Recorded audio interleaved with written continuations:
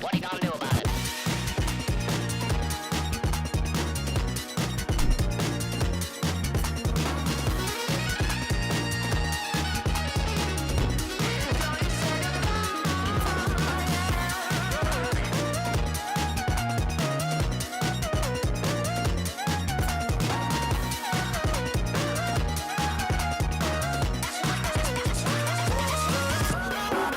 This is a merry-go-round.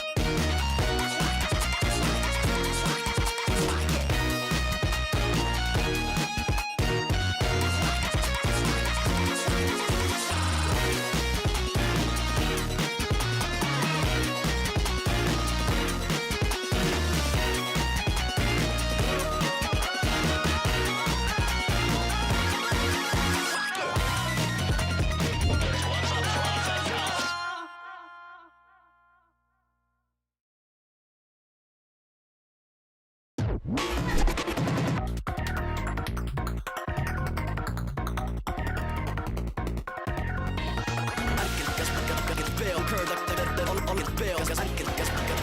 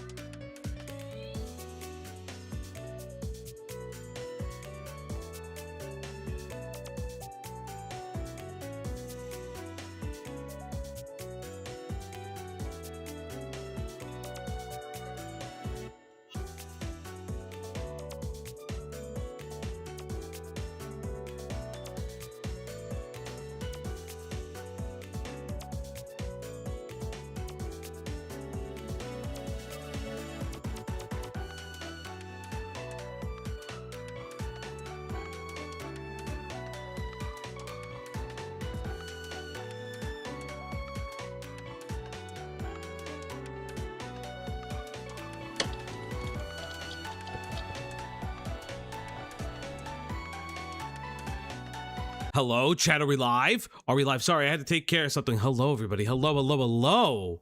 Hello, everybody. Hello, hello, and welcome back. Welcome back to the Op Block, your one stop shop for everything commentary, news, and goings on the internet. I'm your host, FalGexe, coming to you live from Op Block Studios, your one stop for commentary slop.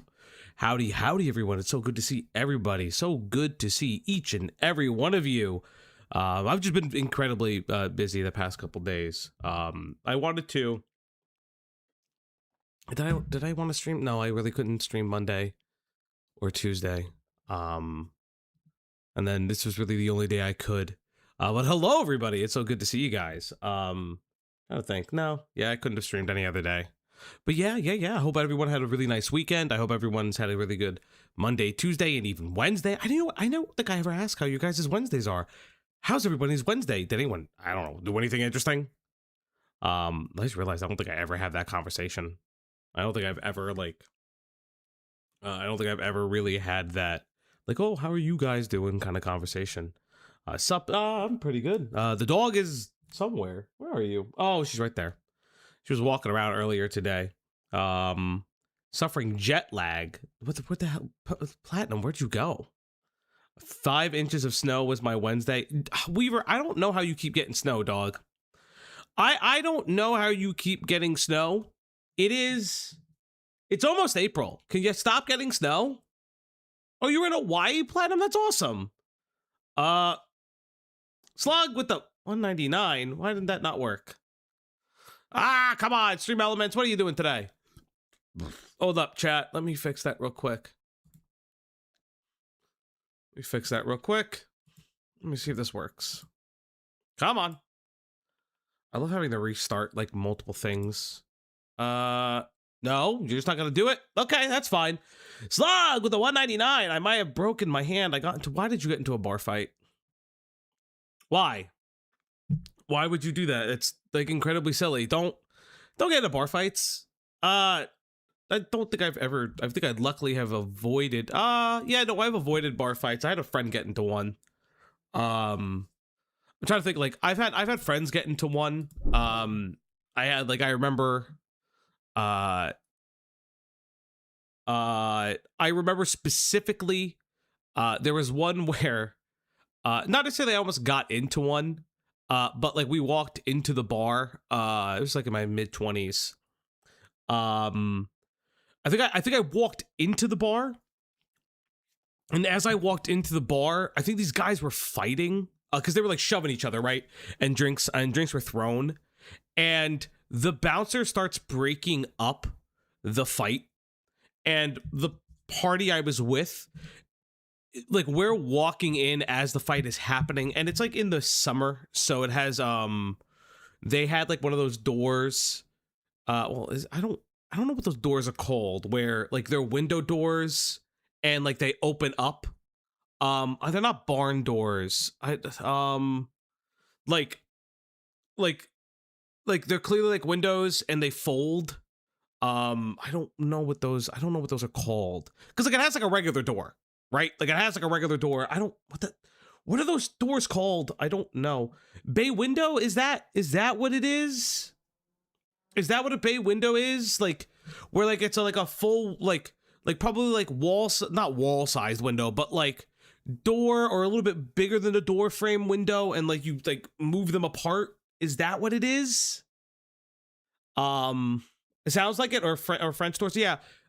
So they had that open up because it was during the summertime. They had this like summer or spring, and these gentlemen start. Like, they do start swinging, right? And so they get taken out by bouncers. And as my party is walking into the bar, and it's like a mixed gender party, so it's like, so it is what it is, right? Somehow, they assumed that we were also coming in for the fight when we were just, like, walking through the door. And like it was a very bizarre, it was like one of those bizarre days where it was just like, oh okay, like just like one of those bizarre moments where it's like, oh, it's just very weird. And I remember like the bouncer like looking at me, and we're like, we're not with them. We just got here. And it was definitely like one of those moments where I was just like, okay. Yeah, but I don't think I've ever really been in a bar fight. I don't really like, I mean, I go to bars, but I don't like, I think that if there were ever going to be any like quote unquote bar fights, it would have been when I was in college. When like going to like house parties and stuff like that, like as like an adult, and like people like either getting kicked out or people getting too rowdy, shit like that, or like if you're like walking home, like, and you're waiting for like one of the school buses, like people like shoving. I remember one like that where wasn't even anybody I knew, but someone almost got their fucking head kicked like a fucking soccer ball. And I remember one friend stepped in. He was like a, much larger, more muscular gentleman, and he just stepped in and shoved the guy, because it was like the guy was gonna like full on soccer kick this dude in the face, and it was like, it would have been rough. And like we pulled the guy up, and like we just like separated them, and then they all like went on their merry way, because like the bar muscles, drink alcohol muscles. No, that one worked. My rewards card got voided. No more Lamburgers. Okay, that's interesting. Thank you very much, Slug. No more Lamburgers. Yeah. Yeah, I just never go to a function. I mean, listen, I don't I think I'm at that age where like when I go to functions, I think the last thing on anybody's mind is a bar fight, of all things. I can't even tell you. I managed to narrowly avoid getting arrested after the police raided a rave I was at. What? Like, was this like a sanctioned raid? Was this like a was this like a sanctioned raid? Was this like a I don't even know. Fauci, you've never been to a function? What does that mean? A bit like, what would you've been to parties? Oh, it was a legal rave. Okay. What does that mean? Like a function? Like I've been to like an event. Like I've been to like a dinner event. Is that not a function? Like, so I've been to like a dinner, like, well, I personally did. I escorted my parents to a dinner cruise one time because they had no one to go with, and they had like 2 extra tickets, so they just wanted someone to go, so I went with them.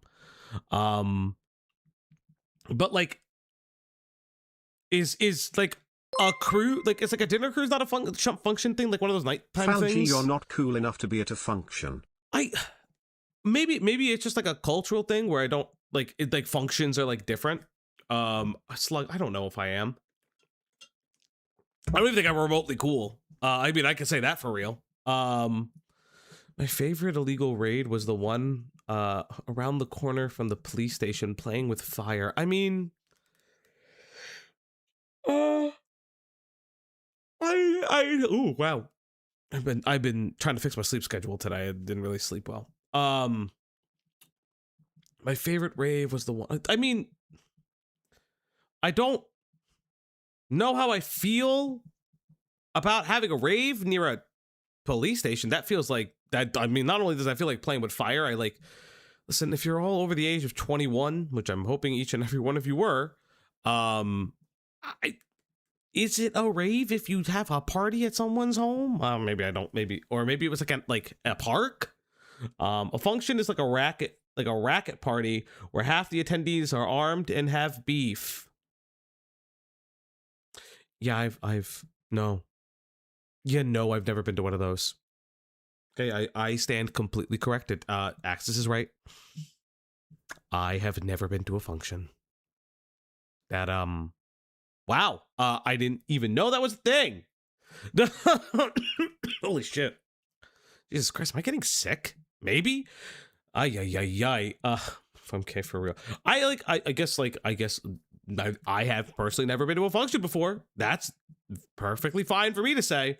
But yes, everybody, we are going to we're going to be going over Haliey Welch, the Hawk Tuah Girl. I may have somebody join me today. I think Cloudy wanted to join a little bit later, but I could be wrong.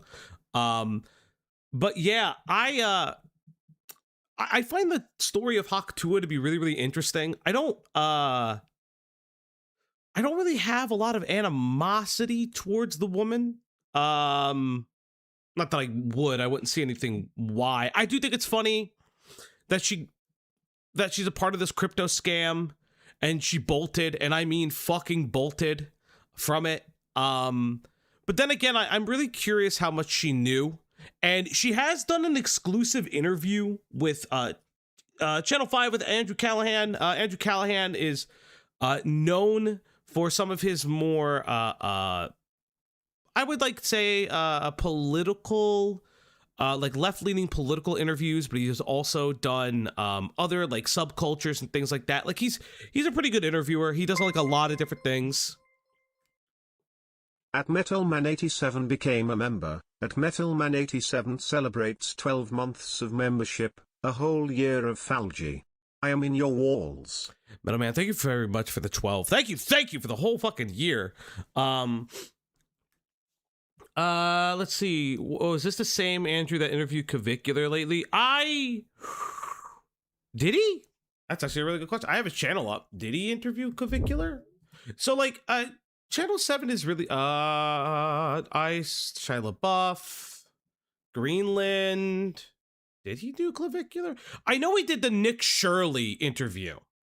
And the Nick Shirley interview was really interesting from what I know. I mean, like, I try to keep this the channel as I wouldn't say politically neutral, because that's not even the correct term, because I am progressive. But I try not to do like too much politics stuff. Like, number one, it's not really my bread and butter. Number two, I particularly am not up to date or informed on politics. So I don't really want to watch a video or react to a video on something that like I don't know. Or I feel like I don't have the knowledge equipped to like correctly explain things, or not even just to refute, but react properly. There's a bunch of people who do political content or do their political content within their commentary. It's not really for me personally, but you know, you can always view them. I think that like there's a place for it in commentary. There's a place for everything and anything. But personally for me, it's just not what I've done. I watched, so Andrew Callahan had a HBO special with I believe it was Tim Heidecker. Was it was Tim Heidecker? Is that the guy's name? From Tim and Eric. And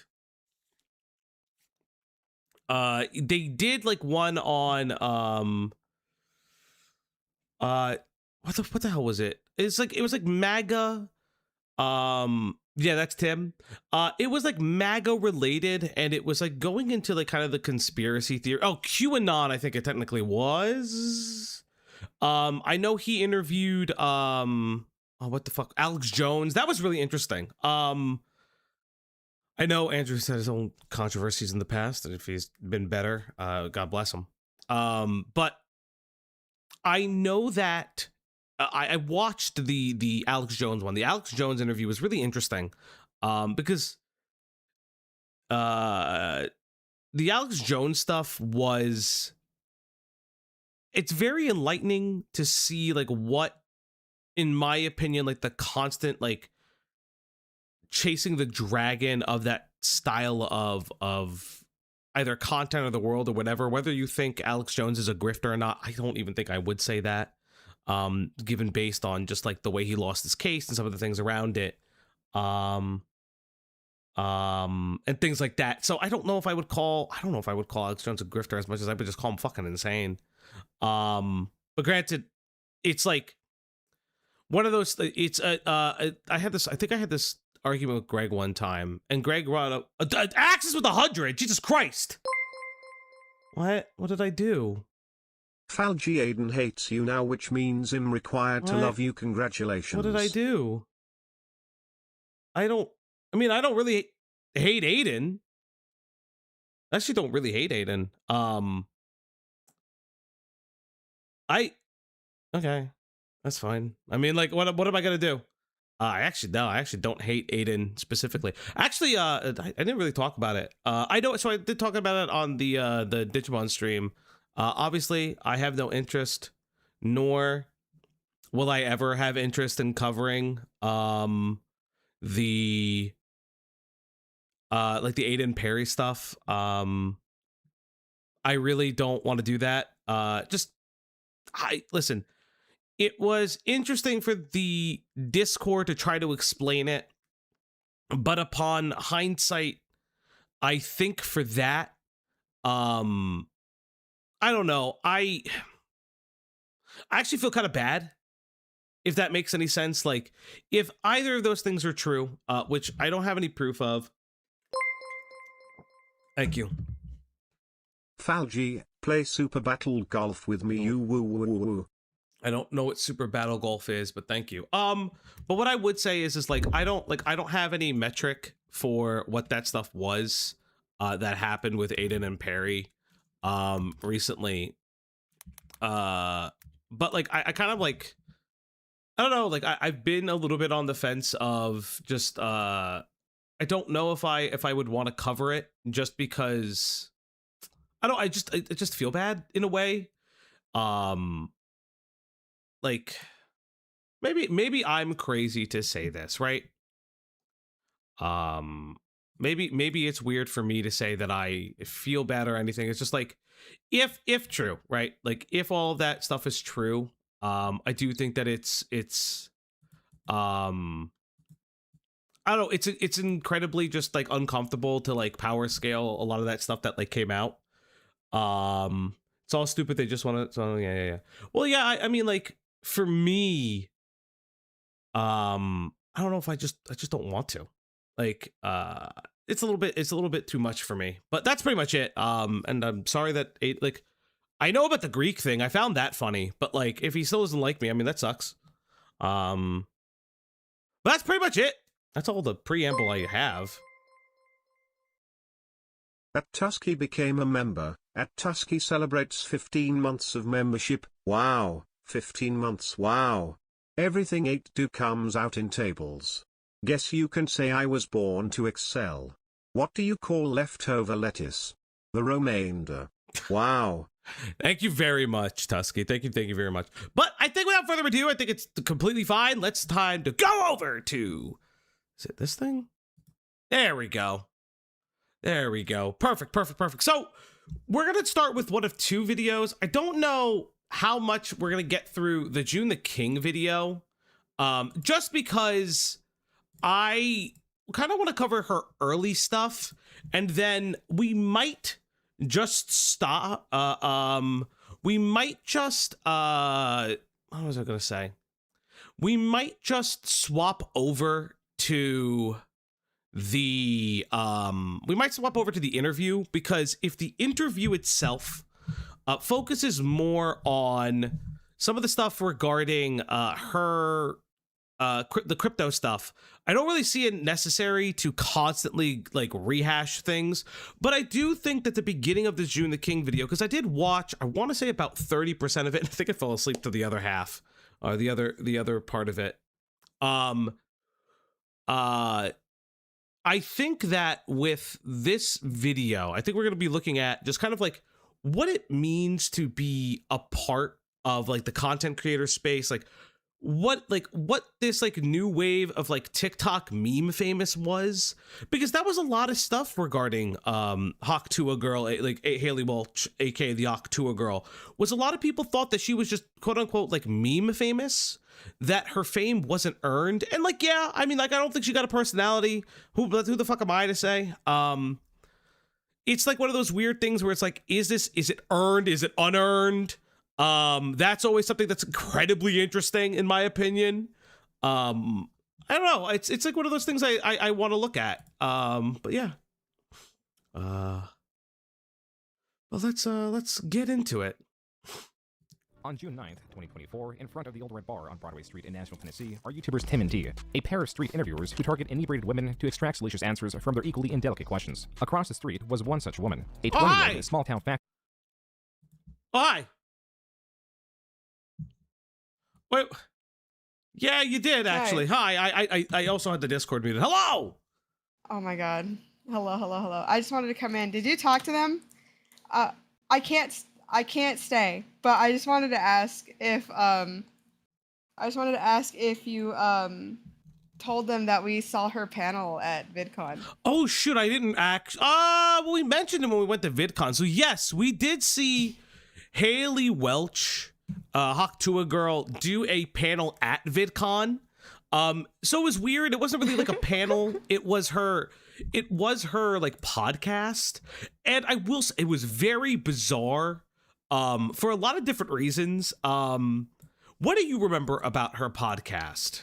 I remember it was us and a bunch of other content creators in the back, kind of just tee-hee and giggling.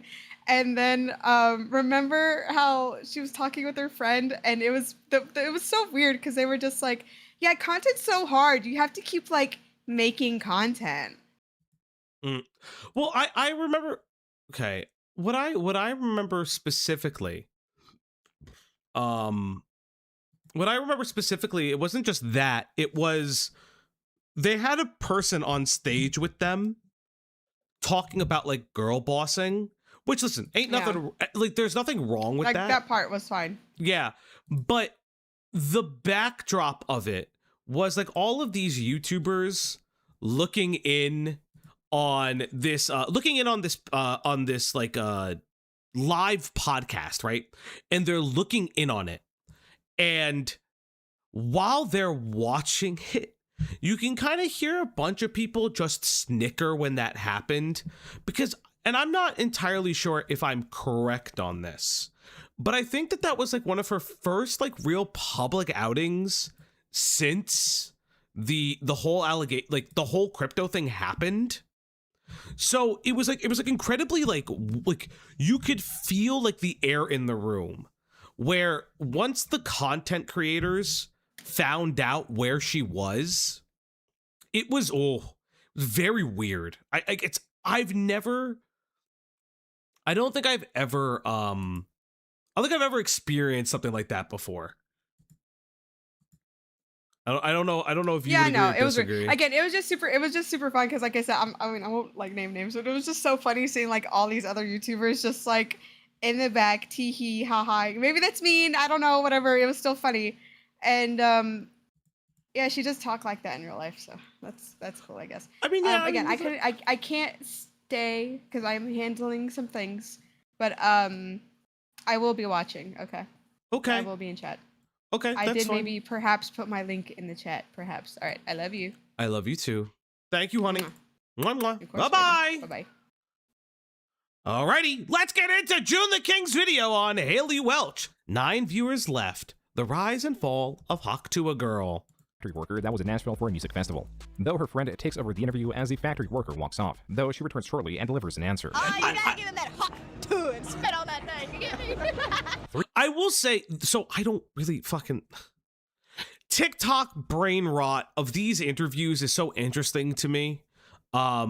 This is like a weird time to be alive for this shit. I don't know, like it's such an interesting thing. Like there are some of these interviews that like seem very wholesome at the time, and then there's just some that are very much not.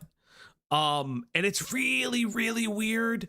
Like really, really weird, and like like the person's like clearly drunk and saying some shit, and like you could tell that like it's trying to get like these clippable moments, but then you have like either these guys or gals being like, oh, I'm unloved, and then the interviewer is like, I'll love you, and I just sit there and I'm like, I don't know, no they're not. Why are you doing this? This person's like really inebriated. I don't think that you should tell them that you're gonna love them when they're clearly very drunk, and sometimes they may be sad. But yeah, These interviews are weird. 3 weeks later, this factory worker would be mingling with an expanding roster of celebrities. 6 months later, she would launch a crypto coin that failed not even 30 minutes after launch. And over a year This is so crazy that her rise and fall is so quick. later, alongside frequently paying mind to her detractors, she would be streaming Fortnite to 9 viewers, and evidently selling photos of her feet on her fanfics.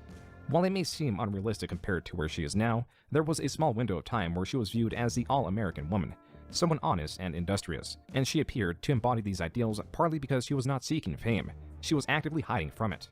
But first, I'd like to thank Chime for sponsoring this video. Traditional banks cost a lot to operate because of their All right, that's the blah, blah, blah, blah, blah, blah. Time to go. Let's go. The video was posted on June 10th and immediately hit the algorithm. The reach of the video was so great that it almost immediately seeped into the small town of Belfast, Tennessee. In this community of under 1,000 people, There's a Belfast, Tennessee. Okay. There's a Belfast, Tennessee. Okay, no one can tell me that that's not kind of interesting. Like that's Belfast, Tennessee. I'd like to go to Belfast, Tennessee is a really like that's an interesting name for a place. You know, seems nice and quiet. several took note of the video and recognized a girl who was enthusiastically giving advice of a sexual nature. The first to notify her were her friends. This information is not so surprising, considering at least one of her friends was present during the interview and thus knew to look out for the video. Alarmingly, every time she revisited the video, it would only grow far beyond her wildest expectations. It was only when she arrived at work at the spring factory and where she was in charge of packaging orders that she knew her life would never be the same. Her coworkers knew before she did, as they had also seen the video and made her well aware of that fact. Her close circle of friends, her coworkers, and the rest of the world were discussing what otherwise would be an offhand comment. As the video grew in popularity and jumped across various platforms and posts, it was firmly dubbed Hawk Tuah, an onomatopoeia. Separately regarded was the Hawk Tuah Girl, though her friend had clearly said. So again, yeah, this was a meme. This was clearly just a meme, and it just took off for her. I can't really listen. Can't hate. It did. It took off. It did very much take off for her, and I you know, it's interesting. I will say that for real. Her name in the original video. The internet There's also a Belfast, Maine. Okay, that's interesting. Large was only exposed to the soundbite of Hawk Tuah and not the extended clip. Yet there was interest in the mystery as to who this girl was. Through the video alone, one could infer that she's possibly from Tennessee and her first name is Haliey. Yet several days had passed and Haliey had not taken ownership of it as expected. There was a bizarre and real desire to find Haliey, the Hawk Tuah Girl. A painting was made to commemorate her, and across all social media. Wow, I didn't know that. I didn't know that, I didn't know that she didn't take credit for it. That's interesting. I didn't know that she was completely unaware. That's that's a really interesting fact to this. Meh. She was virtually only celebrated for her faux pas, as a counter to the divisive nature of social media. As to only aid in the search, YouTubers Tim and Dee, around the 16th, in the absence of Haliey's social media, posted her and her friends' full first and last names, effectively doxing the pair. Haliey had been hiding, leaving her house only for the bare essentials out of fear and embarrassment. I don't like that. I didn't know that. Oh, I don't like that. Oh, I don't like that. Oh, that's not. No, that's fucked up, actually. That's because it feels like they are chasing their dragon, because this is they see this person as their content goal. They platform this person. They want to make themselves famous off of her meme status.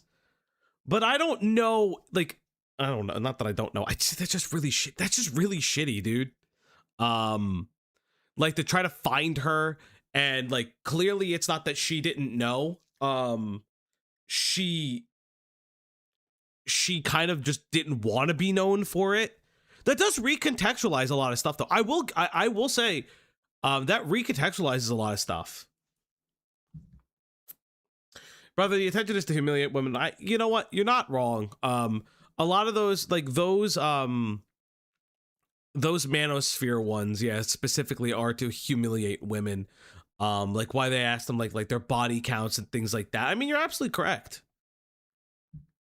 though it was becoming increasingly clear that this was not viable. In her absence, as would be even in her presence, opportunistic individuals pretending to be her and monetizing her meme, some going as far as to launch shitcoins. Finally, on the 19th, a new post of Haliey was making the rounds.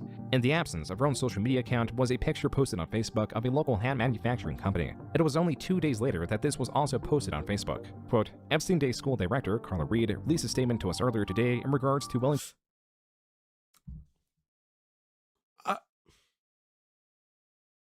Epstein Day School is, that's a name. That's wow, they are, whoo, well, shit.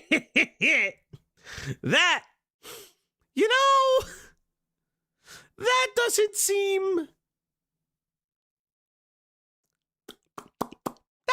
great. That must have been a fun week. Dismissal from the esteemed educational conglomerate. We have kids spitting on each other and everything else since they heard our beloved Miss Haliey say spit on that thing on YouTube. Unquote.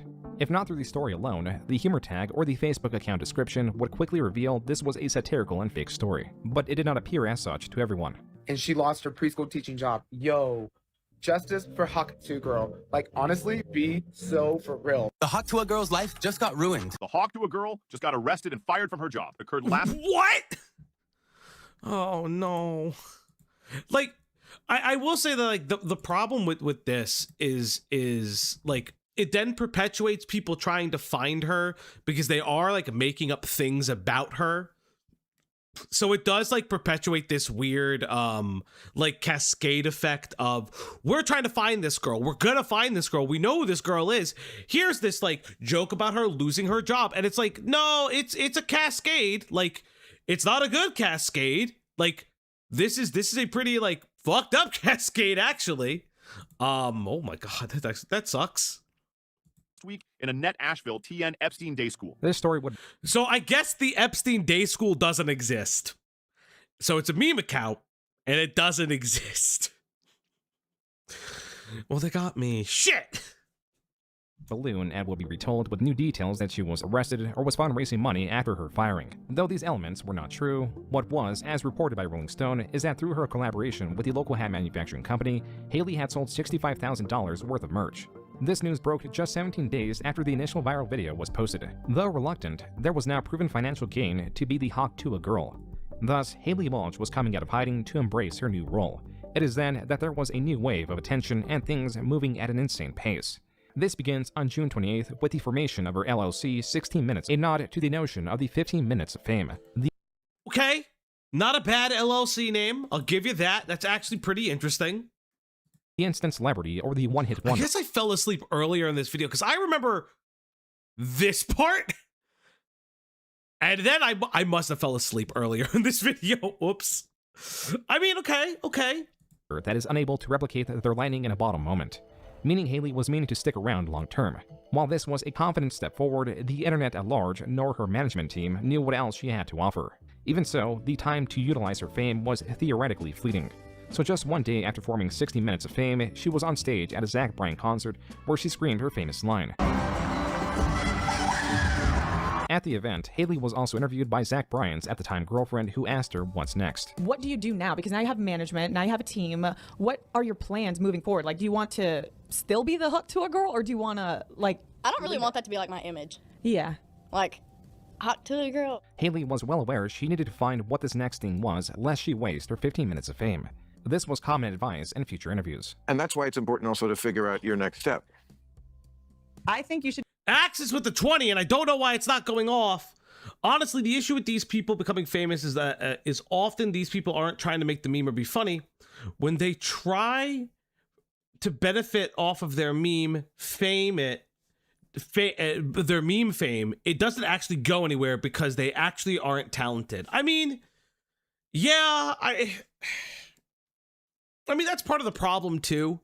I believe that there was like, I remember when the Hawk Tuah stuff like started popping off, Moist Critical made a video about the You're Beautiful guy. If people don't remember, during one of the game thingamaboobers when they announced Cyberpunk, someone from the audience, when Keanu Reeves comes on, says, "You're beautiful." And then Keanu Reeves goes, "No, you're beautiful." And apparently the guy that said that to Keanu tried to like be famous for it. And I find that to be like really weird. Like I find that to be like curious, because it's like all you did was say "you're beautiful" to Keanu Reeves. Like it's just all it was. Meh. Do stand up, and I think we need to like figure out what you want to talk about. Okay. Either you got to reinvent or bring something that people didn't know about you, or have another viral moment, which is probably not very probable. Yeah, it's very slim. The reality was that there was no plan to extend her status beyond placing her personality forward. Haliey was an incurious and extremely average individual. She has no unique talents or standout aspects about her, yet this was in a way working to her benefit in cementing her story, the one of a more grounded and simpler Southern girl as a contrast to sensationalist celebrity culture. This had something, as even her tamest answers would bring forward a conversation. It's called Hawk Tuah or nah. And you tell me if you want to Hawk Tuah on that thing or no. Okay. Donald Trump. No, absolutely not. No. Okay. Oh boy. Oh no. Oh no. It's a no from me. Okay, no. Mrs. Hawk Tuah of viral internet fame just shared her truth. Yeah, this is the June the King video. We're going to start with the June the King video, and then we're going to go to the Andrew Callahan stuff. Thoughts about Donald Trump in her first ever interview. During a game segment on the Plan Bree Uncut podcast, Mrs. Hawk, real name Haliey Welch, came... Mrs. Hawk? Oh, okay. Is that her name, Mrs. Hawk?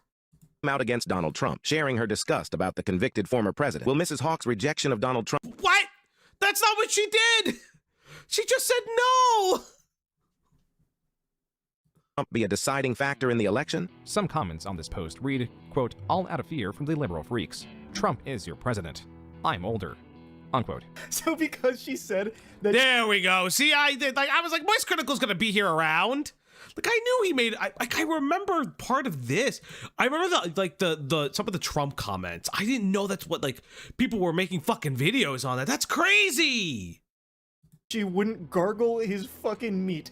They thought that this was like an unforgivable sin. There were tweets going on about how disappointed they were that the Hawk Tuah Girl turned out to be a wokey and shit like that. There was something special with Haliey that could stir the pot. In a strange way, this highly average individual could bring out polarizing or irrational beliefs, such as this Reddit post where the creator appears to in earnest believe that people want her as president. Posts like this and the controversy about not wanting to give theoretical fellatio to the president brought her support as a counter to what appeared as undeserved hate, though there was the element of being overexposed. In just the first 10 days of July, she was still in the public eye for meeting celebrities such as Shaq, revealing who her management team was, trademarking her phrase, launching her official merch store that also had to sign up for a newsletter. Yeah, she had so much, like, whomever picked her up and started pushing her everywhere. Now, I know some people would call this an industry plant. I would argue absolutely. There's no reason that she's getting on all these podcasts. Like granted, like, you may not know who some of those comedians are and things like that, but like, she picked up and ran with it when arguably at a certain point what was more viral than the Hawk Tuah part was apparently people trying to find out who she was, and that I find really interesting. That I find really, really interesting. And judging a bikini contest and where she broke down in tears of joy. Despite the continued opposition, still likely sourced from her overexposure, she was continuing to utilize her fame. In doing so, she was praised for her resilience and industrial nature. She was the all-American woman. The Rolling Stone went as far as to call her the national hero we need. Quote, "a charming Gen Z, Dolly Parton."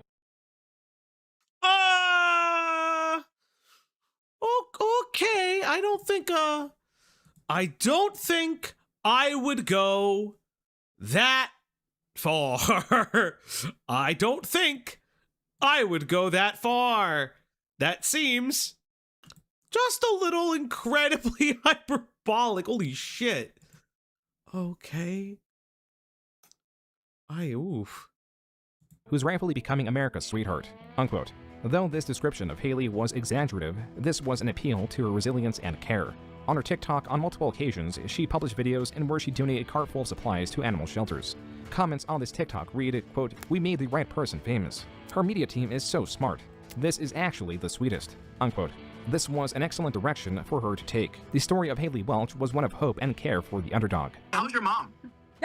How's your mom? My mama a crackhead. You don't want her. So she doesn't have any teeth, you're saying? No, I'm so serious. You don't want her. There were two leading narratives at this point. Haliey Welch is a woman who was thrust into endless turmoil, beginning from her drug-addicted mom to even the fame that she never asked for.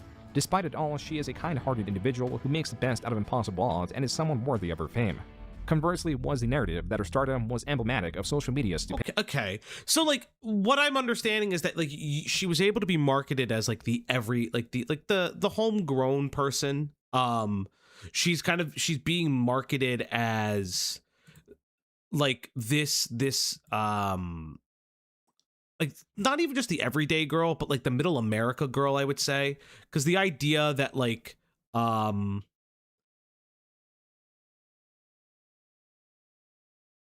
the idea that she's, yeah, I would say the middle America girl, like something like her mother being a drug user. Not saying that that's particularly middle America, but it comes from a part of America that is often not talked about, which is like poor, food deserts, things like that. A lot of people we'll talk about stuff like that, or like the not saying that she is, but like the impoverished, like white Americans, things like that, that people feel that they're like that they go unnoticed in the poverty line, from what I remember. But like I mean, it's just like she just doesn't.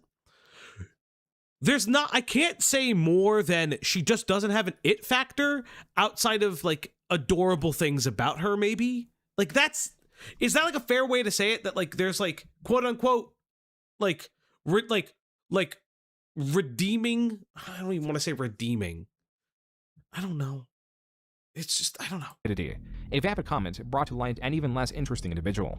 The truth was, Haliey was not industrious or honest. She was a puppet instructed to sell her life story. One that's goodwill came from tactical decisions, as to use it to leverage her brand to draw her audience to increasingly terrible and predatory products. During an interview with celebrity Howie Mandel, Haley's manager sells this exact story while pretending to be acting in her best interest. What's your name? Johnny. Hi, Johnny. Are you her manager now? Yes, fantastic. Can I just say to Johnny, can we see Johnny? We haven't done Approachable is actually a really good way to say it. I think it's approachable. Okay, so she had her manager there. Besides, let her tell her story. And anyone around the world would look at this and see this girl hit the lottery with the exposure, but she lives with her grandma. She worked in a spring factory. She wasn't on social media. She's the only person right now making people laugh around the world. And it's everywhere. And it's authentic and nice and real. And You're like the Scooter Braun of Hawk Tuah. It's all her. It's nothing. Yeah. This is all her. But you'll direct her in the right direction, because it could go sideways, and this is a scary business, and there's a lot of people, and hopefully you steer her always in the right direction. We are here to protect the hawk from the vultures. On screen. Okay, that sounded like the most I'm not gonna do that thing ever. That is the most guilty conscience thing I've ever heard of in my entire life. What an insane thing to just go out and say, oh, yada, yada, yada, yada. Like, oh, we're never gonna let her fail. We're never gonna let her fall. And I'm like, oh, okay, sure. That I don't know if I like that. Are two signatures. The one on the right is a signature from Haley's manager. The one on the left is from Alexander Schultz, Howie Mandel's son-in-law. He is a direct opposite of the ideals of Haliey Welch. Oh my God, how insane. It was Howie Mandel's son-in-law. The irony of Howie Mandel interviewing her. Because for those who don't know, this is like this is the guy that fucked up the crypto shit, right? So the irony of Howie Mandel saying, listen, like, a lot of this can go sideways. There may be people that will look at your fame, like he's insinuating that people may look at her fame as predatory, that she like needs to be well taken care of because of that fact.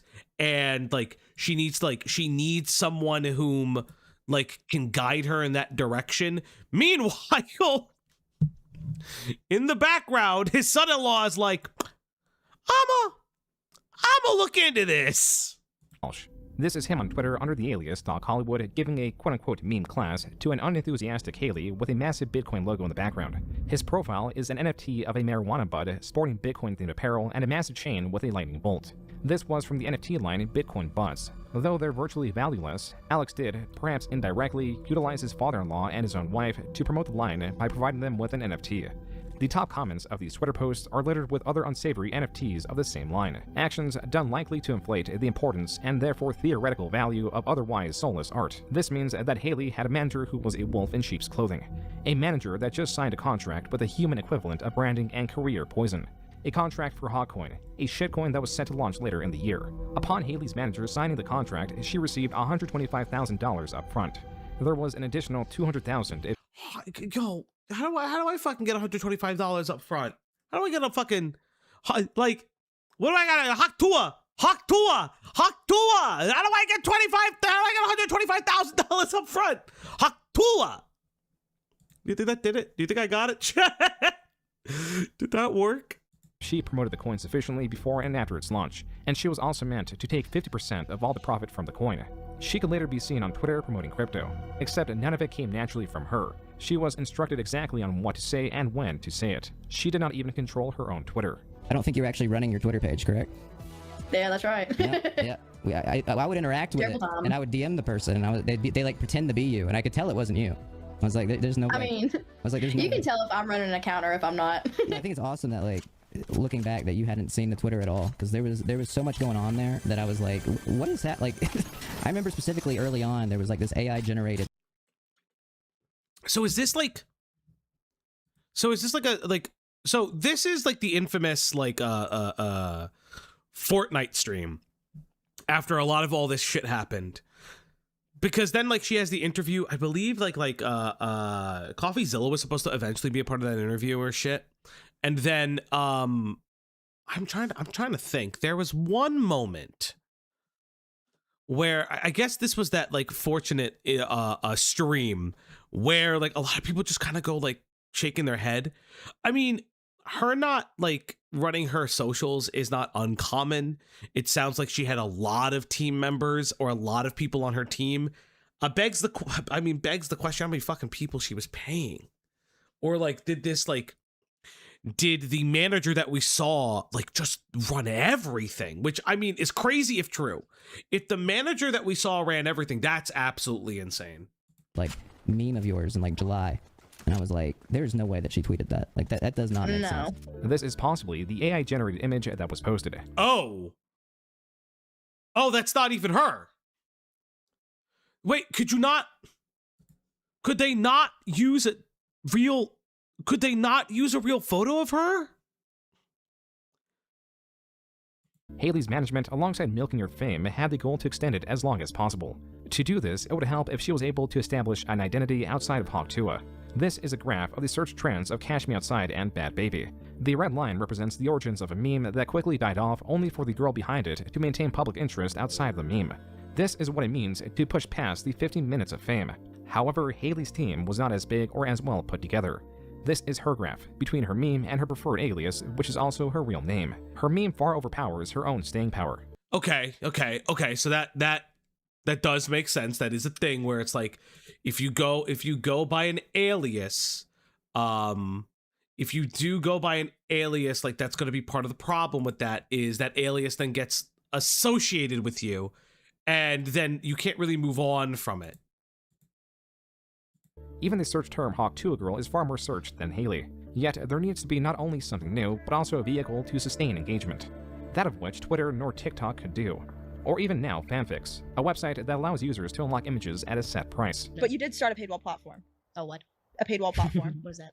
Like, basically, it's like a paid wall platform is something that someone pays money to monthly. Oh, fanfics? Fanfics. Yeah. So we're going to do mine different. Like, it's going to be like relationship advice and just conversations. Yeah. None of that, which, give or take, I might have an outfit on or something like that, but I ain't going to be naked on there. With the launch of this platform, it appeared... Okay. I'm glad. It's so interesting. Like I don't know how to okay, yeah, that's fair. I mean, I know that there's like new age, like like there's like stopgaps for like safe for work sex work or just like modeling. I guess this would like, is this what like modeling is? Like, is this how like is this like new age modeling, one would say? I'm not entirely sure. Like realistically speaking, I guess it would be. That Haliey's management were trying to sell her identity in a new way. Rather than the all-American girl, she was attempting to be sold as a dating guru. Her audience was mainly Oh, wait, that's right. Didn't she have like a fucking dating app? Wasn't the thing that she was like gonna have a dating app at one time? Oh, I think maybe I'm wrong. I could be wrong. But I thought she like, didn't she have like wasn't there gonna be like a dating app thing? Because she met like her Mr. something, like her Mr. whatever the shit that she called it. Posed of men between the ages of 25 to 44. Men of this age took on more interest in her than even men or women of her own age. So the fanfics and the dating angle appears to be taking advantage of this metric. To this, it was rumored that Haliey was going to have her own reality show. Though even if it was in the works, the data behind her decreasing popularity would have lost confidence in any network. A safe bet, considering that in August, interest in her had dwindled. It was this month that Haliey launched Paws Across America, a fund meant to provide financial assistance to animal charities. In terms of interest in Haliey, this— Okay. That's really nice. How did this get fucked up, though? Only aided her reputation as interest in her continued to slump. With a reality show unfeasible, there was still a chance with its low-budget cousin, the podcast. She's literally doing anything to stay relevant. Does anyone actually give a fuck about her? Why are we keeping this girl relevant? Your 15 minutes are up. Your joke was funny for 2 days. Stop. Y'all really thought I was done? I'm just getting started, baby. This was posted on the channel Hawk Tuah with Haliey Welch, a podcast produced in partnership with Better, a sports betting app co-founded by Jake Paul. Naturally, this podcast would also include Haliey selling the app. A later interview would reveal Jake Paul's degree of competence in this podcast, pointing to its lack in value. Thank you for coming on my cringy podcast. Hey, I don't think it's cringy. I really like where you guys are going with the science and the... Bro, his jawline. It's just, goddamn. Steroids! My man just be doing steroids. The Catch Me Outside girl was already on Dr. Phil episodes that was known beyond her meme for being crazy. The meme was just one of the things she said. Yeah, I think that's actually a really good point, Axe, that you bring up, that like the reason why the Catch Me Outside girl, I know she has a name, I just can't remember it right now. The reason her fame kind of promotes itself is specifically because like she is a constant reoccurring member on that reoccurring a member of that I don't want to even say cast. I don't know what you would call the doc, like when Dr. Phil brings people back. I don't know what you would call it, but it is interesting to look at Haliey's fame, and it's just kind of like she's a normal person, but the problem is that because she's normal, you can only be a normal famous person for so long. Guests, I don't know if I would say guests, because history of civilization and just being able to explore and break down barriers of human philosophy. I still don't even know what philosophy means. You're not helping your case. Yeah, I'm really not. It's okay. Right. Well, it's amazing to be here. Thank you. Well, of course. Thank you for coming on. Yeah, I think we had to delete the last one, right? That we did. I'm sure it still exists somewhere. I was as drunk as a skunk. Yeah, you walked off of it. It's okay. I didn't walk off. Did I walk off? Yeah, you actually kicked the microphone over and said, fuck this podcast. Oh, that breeds so much confidence. What, like, imagine your boss, essentially, the guy who's like providing you money to like keep your podcast going, to like keep your fame going, just gets drunk and says, fuck this shit, I'm gone. Like, what do you do? Like, I would be so fucking mortified. Like I would be so fucking mortified if that happened. That if like the guy that's like paying me money just walks off. I feel like I should get up and do that sometimes. Jake was not the only guest to make fun of the podcast on it. And I also saw it was like a collage, I guess, or like a slideshow, whatever you want to call it. But it had like 1 million likes, and it was like a picture of me and you, and it slowly faded into like Plato and Socrates, I believe. And it was like pretty much calling us The next Plato and Socrates. So What the fuck does that mean? we're like philosophers, essentially. Do you know who they are? No.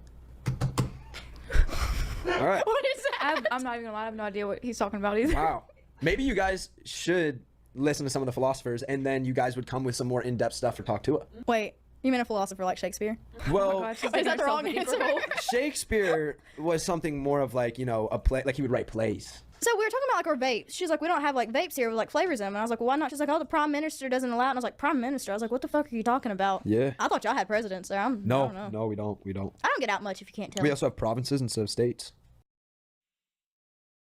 Okay.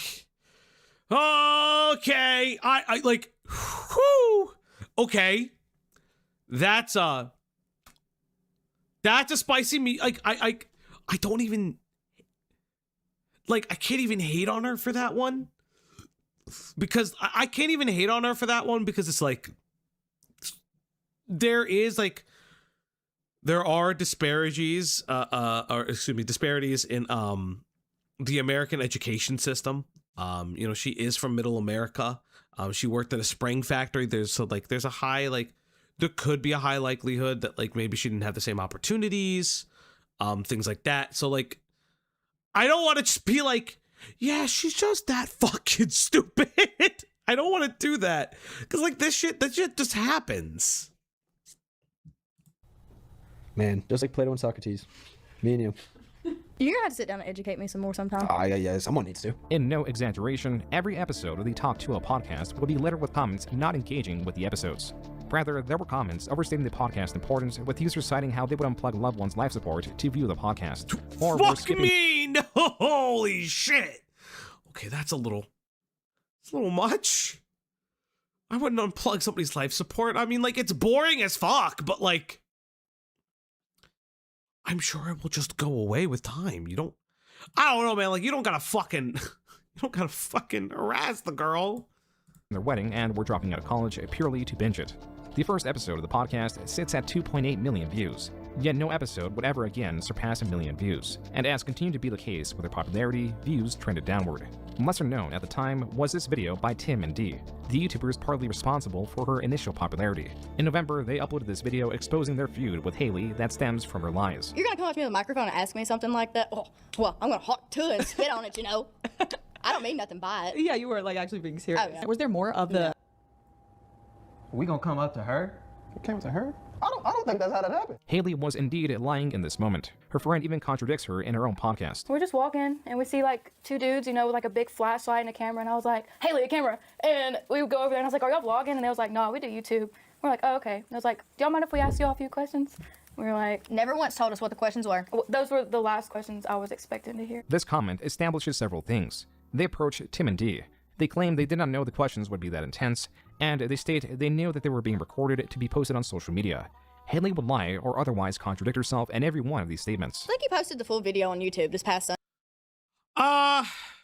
Yeah, I mean, like, it's really interesting, right? Because it's like, I kind of get that she doesn't want to have that, like, be known for her, especially if she's making a joke and she finds that she's not a very sexual person and the joke is of a sexual nature.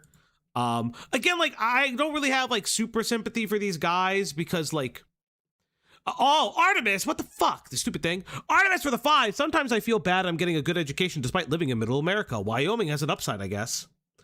I don't know why it's doing that. Let me see if I can fix that again. Give me 1 second, guys, because it's not letting me know. And like, if I have something on the other screen, like if I'm looking at this, I can't really. Okay. There we go. I got the donos back. I think it really wants me to update. I haven't updated OBS yet, and it really wants me to update. But yeah, I mean, like, I don't feel great for these guys, I guess. Maybe, just maybe, that is what it is. Oh my god. Okay, Buck Moon for the 3 months. Wagon Wheel. What Tussy? Thank you for the 3 months, dude. I don't know why the alerts are not working. I think. I want to see something. Let me check something real quick. Let me see if it's a. Let's go to overlay. Let me go refresh this thing. All right, we're back. Okay. I'm gonna talk. I tried resetting the dono thing, and OBS hard crashed. I tried resetting the dono thing, and OBS hard crashed on me. I've never seen it do that before. That is absolutely insane. Oh, hold up. Refresh. Yeah, I didn't know. You don't Hawk Tuah on your thing. I tried. Maybe you should update it. Well, because you could skip some OBS updates, right? And I don't usually do that. But, like, that was crazy. I've never seen it do that before. I just personally have never seen it do that before. Nope. Monday, but he only told us he was a YouTuber. He never said anything like about, Instagram, TikTok, nothing of the sort. So I was like, oh, well, I'm never going to see this again. Sure enough, I seen it again. While it was true that they introduced themselves as YouTubers, Tim and Dee also alleged that they informed Haliey of their other platforms, as well as show that her friend demanded they post the famous Hawk Tuah clip. We tell them it's Instagram, YouTube, TikTok, all that. That's exactly what we say. I mean, for every platform. If it's going on YouTube, wouldn't you expect it to go on every other platform? It's going on social media. You said we better post that? Yes. Okay. Post it through. All right. While Tim... Okay, fair enough. They did say that. I mean, probably doesn't help that you keep finding drunk people, and maybe she doesn't remember that night the same way she does. I can give her the benefit of the doubt there, but they do have evidence that they do tell her that it is like it's part of content. And Dee are indelicate with the questions as is... There we go! Refresh D's nuts for a good drink. Blossoms, thank you for the 2. Wow. So it works now. It just works now. Thank you for the 2. It's insane. Inherent with her content style, it was again Haliey's friend that demanded they ask a salacious question after being asked a relatively tame one, and even brought Haliey over to answer this question. You know what makes you wifey material? Me, wifey? Yeah. Everything. Come on, you gotta get the spicy one. You want a spicy one? Yeah. What's one move in bed that make a man go crazy every time? One what? This is for her. What? You gotta answer this. You got it. What's one move in bed that makes a man go crazy every time? You gotta give him that Hawk Tuah and spit on that thing. You get me? This is clearly an inside joke that they have. Like if she pulls her on, it's clearly an inside joke they have. To recap, Haliey and her friend approached Tim and Dee. They were informed that this was to be posted on social media. Her friend asked for a salacious question, handed it off to Haliey, and demanded the Hawk Tuah clip be posted. These are only a few points of Tim and Dee's longer 41-minute video on the topic, where they also discuss the rocky communication between them and Haliey. Meaning Haliey was not the most honest person even outside the direction of her management, who was nearly ready to launch their shitcoin at a separate product known as Pookie Tools. In essence, it is AI repackaged and limited to disseminate dating advice. When Steve-O, who was interviewing Haliey, correctly deduced it's a repackaged form of ChatGPT, Haliey's manager off-screen counters by claiming it has hundreds of functions for dating. That sounds like the app simply has to be linked up to ChatGPT. Yeah. God, Steve-O's got a voice, man. Steve-O has a voice, and I know people Steve-O's gone on his own journey, and if you don't really know who Steve-O is an actor. He's from the series known as Jackass. He talks a lot about his substance use and stuff like that. Dude is very interesting. His life is very interesting. You ever get a chance to look at somebody who, specifically him, the way his fame is specifically around essentially doing carny shit, right? Being whatchamahoo's hurting himself, all these kinds of things, and it is it's incredible. He's an incredibly interesting person, and then his road to recovery, all that, yeah, it's actually really interesting. Hundreds of functions for dating. She's been introduced. After browsing the features, it became very clear that the Pookie app aims to create long-lasting relationships based on genuine connection and non-superficial factors, like there's a height detector and bald predictor. What is this? And also bald. This one called Wealth Detective that helps you find out if your date is rich by asking hard-hitting questions like, well, does it seem like they are? Pookie Tools currently sits at 3.2 stars on the Apple App Store. It is almost nearly split between 1 and 5-star reviews, though the majority of 5-star reviews, as per their commentary, are written ironically. With Haliey's presence floundering and her image deteriorating, there was one last thing left to do to destroy both. In episode 12 of the Hawk Tuah podcast, released late November, Haliey talks to famous entrepreneur Mark Cuban. At the start of the episode, he gives her the sage advice to sell products that directly relate to her and her brand. Perhaps a simple product like bourbon or whiskey. Only for her. Interesting. Interesting. Hey, Layla, what's up? Yeah, this is June the King's video. We also have the interview that she does with Channel 5. Oh, I guess I accidentally skipped a little bit of that. We might not. I'm gonna see how much we can cover, because like I don't want to like go over, like I don't want to rehash June the King's video, but I am interested in what she has to say. Her later in the episode to figuratively spit on this advice by obligatorily pushing her upcoming meme coin, a product that she admits she does not comprehend, to the point that she is even struggling with her wallet. You're authentic, and that's, you want to find things that you like and products that you love and you like, or that you want, something that you think you need, that people that you know would relate to, because then it's easy for you to sell it. You know, hey, I came up with this. It's because I needed it and I love it and I'm sharing it with you, not because I'm trying to, you know, sell zillions of them. I hope I do, but because if I need it, there's a good chance that all the people who follow me here need it. They might need it. Yeah. So when you get along those lines, then you start finding things that really work. Oh yeah, if I want a meme coin, can I give you some tokens? Yeah, I'll give you my wallet. I'll give you my wallet. Okay. But are you sure you're gonna launch? I don't know. I'm not a big fan about meme coins. I love crypto, but you can make some money from it. There's no doubt about it. No doubt about it. I'm very new to it, and I'm still learning what it is. The Phantom wallet. Do you know what that is? Of course. So evidently it gives you a 12-word password, right? Right. Your seed phrase, yeah. Well, me and him, I had to have him help me put it on my phone. I didn't know what I was doing. And you didn't write it down? No. You're fucked. What this demonstrates is Haliey's incompetence and Oh no! The way he's like, you're fucked.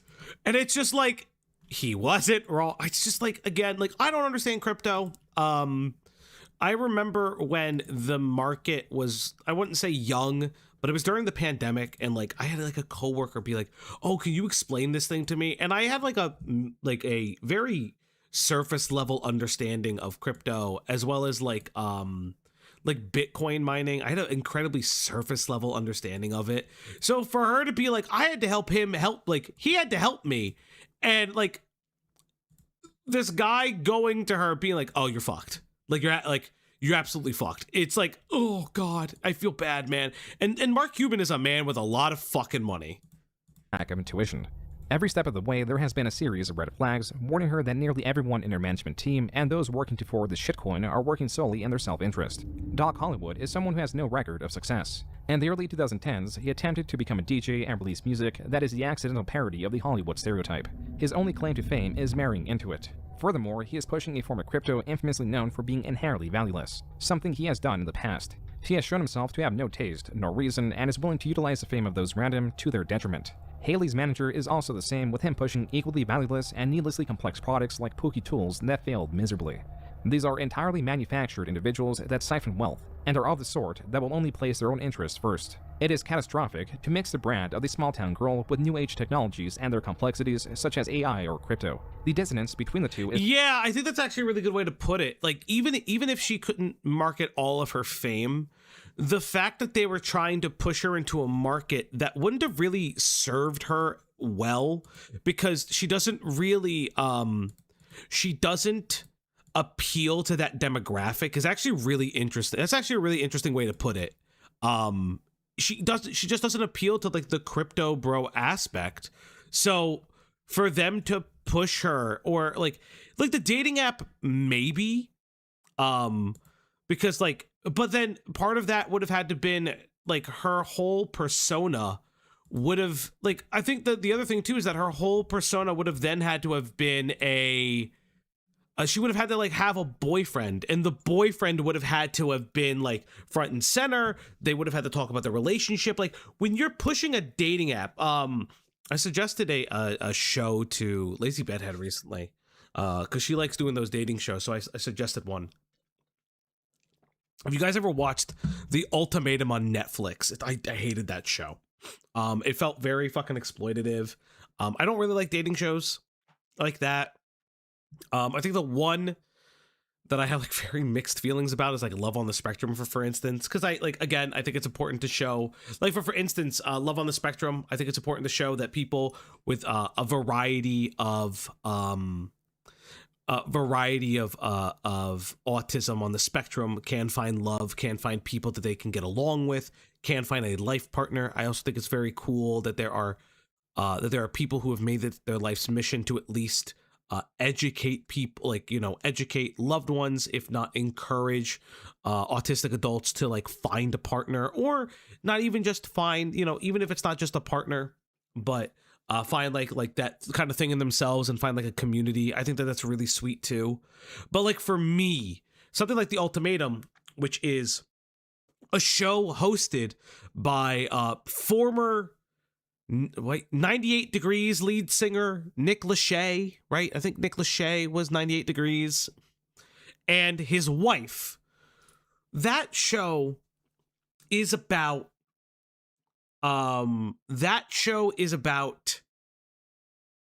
like couples on the brink of breaking up or getting married, because the idea is the ultimatum, which is, are you going to do this? Will you or won't you? And then I'll move on. And with that, part of the marketing is, yes, it's Nick Lachey, but it's Nick Lachey and his wife, who's, I believe, like she's like an actress in her, or a presenter in her own right. I don't really know what she does, or was like a former model. Would he be best for that? Like, I thought about that with what was he was like previously married to Jessica Simpson, if I remember correctly. I was very much too young to know what the fuck happened with their relationship. So, like, I find it very interesting, and this is a really good, not to belabor the point, but I do think June brings up an interesting point in this, that she just wasn't being marketed correctly to an audience. Fuck you, are you calling me old? Layla, no, I just don't think I'm old enough to know why they broke up. I just know Nick Lachey and Jessica Simpson divorced. I honestly just think that, I don't even think I quantified that they were divorced. I think I just like learned that through like cultural osmosis. Because Nick Lachey, like I'm 32. I remember who Nick Lachey is. I'm just trying to think if like it was like cultural osmosis that I learned these things. So profound, it is astounding that Haliey went along with it, despite her intuition screaming at her otherwise. Yet, there is a reason, and the reason, as revealed in a future interview, was money for paws across America. The way it worked, they're like, okay, how it got explained to me, they're like, this is like really good, like, everybody's gonna get a cut of it, like whatever we raise out of it, and they're like, Chelsea, like, you're gonna get this cut, and then Haliey, we're gonna take your cut and we're gonna donate it. And I was like, that's fine, like, let's do that. For like animal shelters, I have a charity, Paws Across America, and we're gonna take that and then we're gonna use it to go in there and fund everything. Like, if we're going to a shelter, we can donate to them here, there, everywhere. Yeah. So, and they also made it out like it was like a really good idea to like get my followers engaged with it too. Like, the idea that we talked about was like, oh, 1 month, if you go and you adopt a pet from an animal shelter, you get so many coins. But of course, I don't run that. I'm too much of a dumbass to run anything like that. So, but that was, it was made out to be like a good thing. So I was like, okay, which at first I was like, no, I don't want to do that. I've never heard anything good about that, Bitcoin, or anything on the stock market. I don't know. I'm a girl. I don't know nothing about that shit. With Haliey's cut marked for her charity. Oh, okay. Interesting.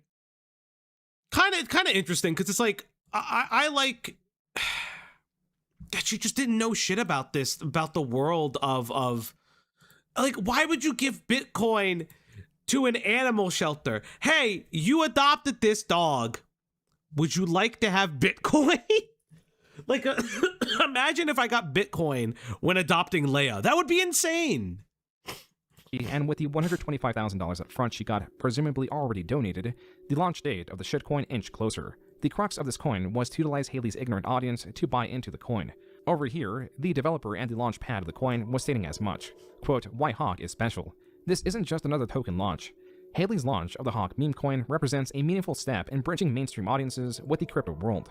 Transparency first. Hawk's focus on inclusivity for non-crypto fans sets a new standard for meme coin launches, leading the charge for transparent, community-driven projects. Unquote. Haliey on Twitter, or rather the person behind her account, continued to virtually only promote crypto. Then came December 4th, launch day.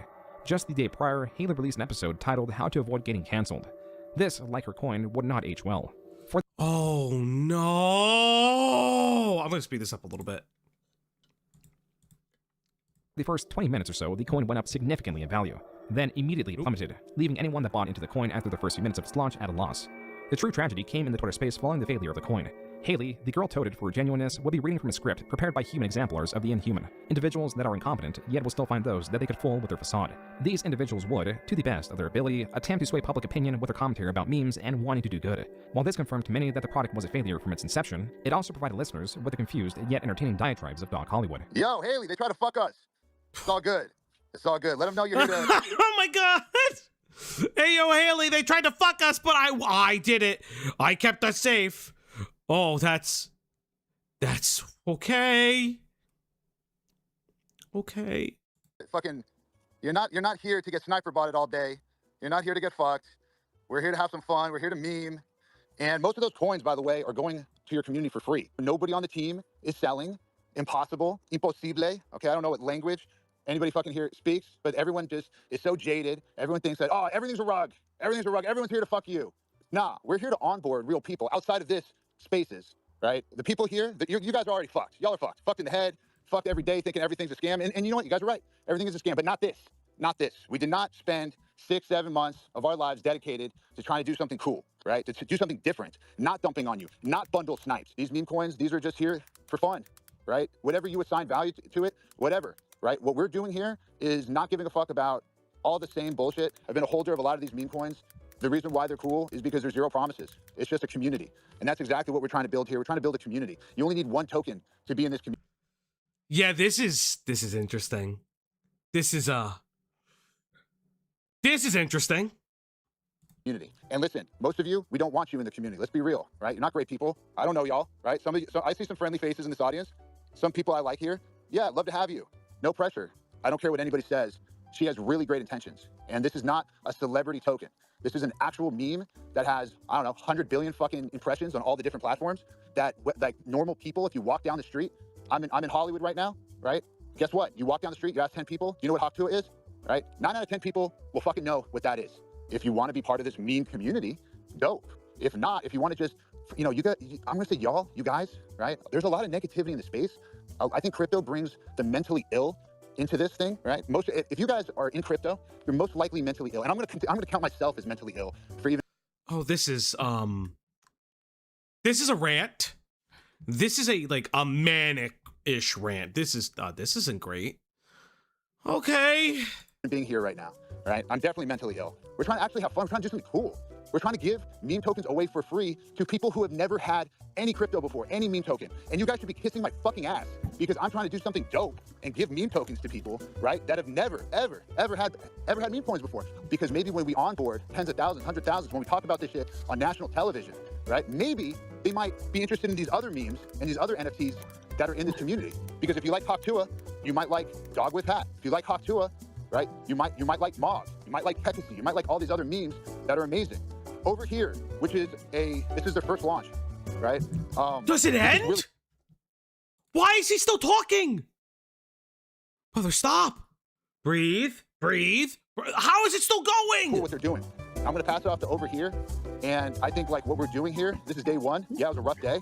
Yeah, we got sniped to shit, but guess what? Moving forward, you know, over here, and we have a lot of fun stuff planned, and this is the beginning. So over here, take it from here. Thanks, Doc. Hey guys, I think, Doc maybe a little bit over exuberant. Doc Hollywood spoke in the space for 11 minutes uninterrupted. He then passes it on to over here. Though more coherent, over here discusses his, and to that extent the team behind the coin's vision for it and how they plan to integrate Haliey's audience. After around 10 minutes of speaking, CoffeeZilla, a creator known for investigating crypto-related schemes, chimes in. We're really happy to answer any questions. I have questions. I'm raising my hand. Hey guys. What, CoffeeZilla? Hey, this is one of the most miserable, horrible launches I've ever seen in my life. Okay, then why the fuck are you on? I've been tracing it on chain for a while. Let CoffeeZilla speak, because I think he's gonna help us.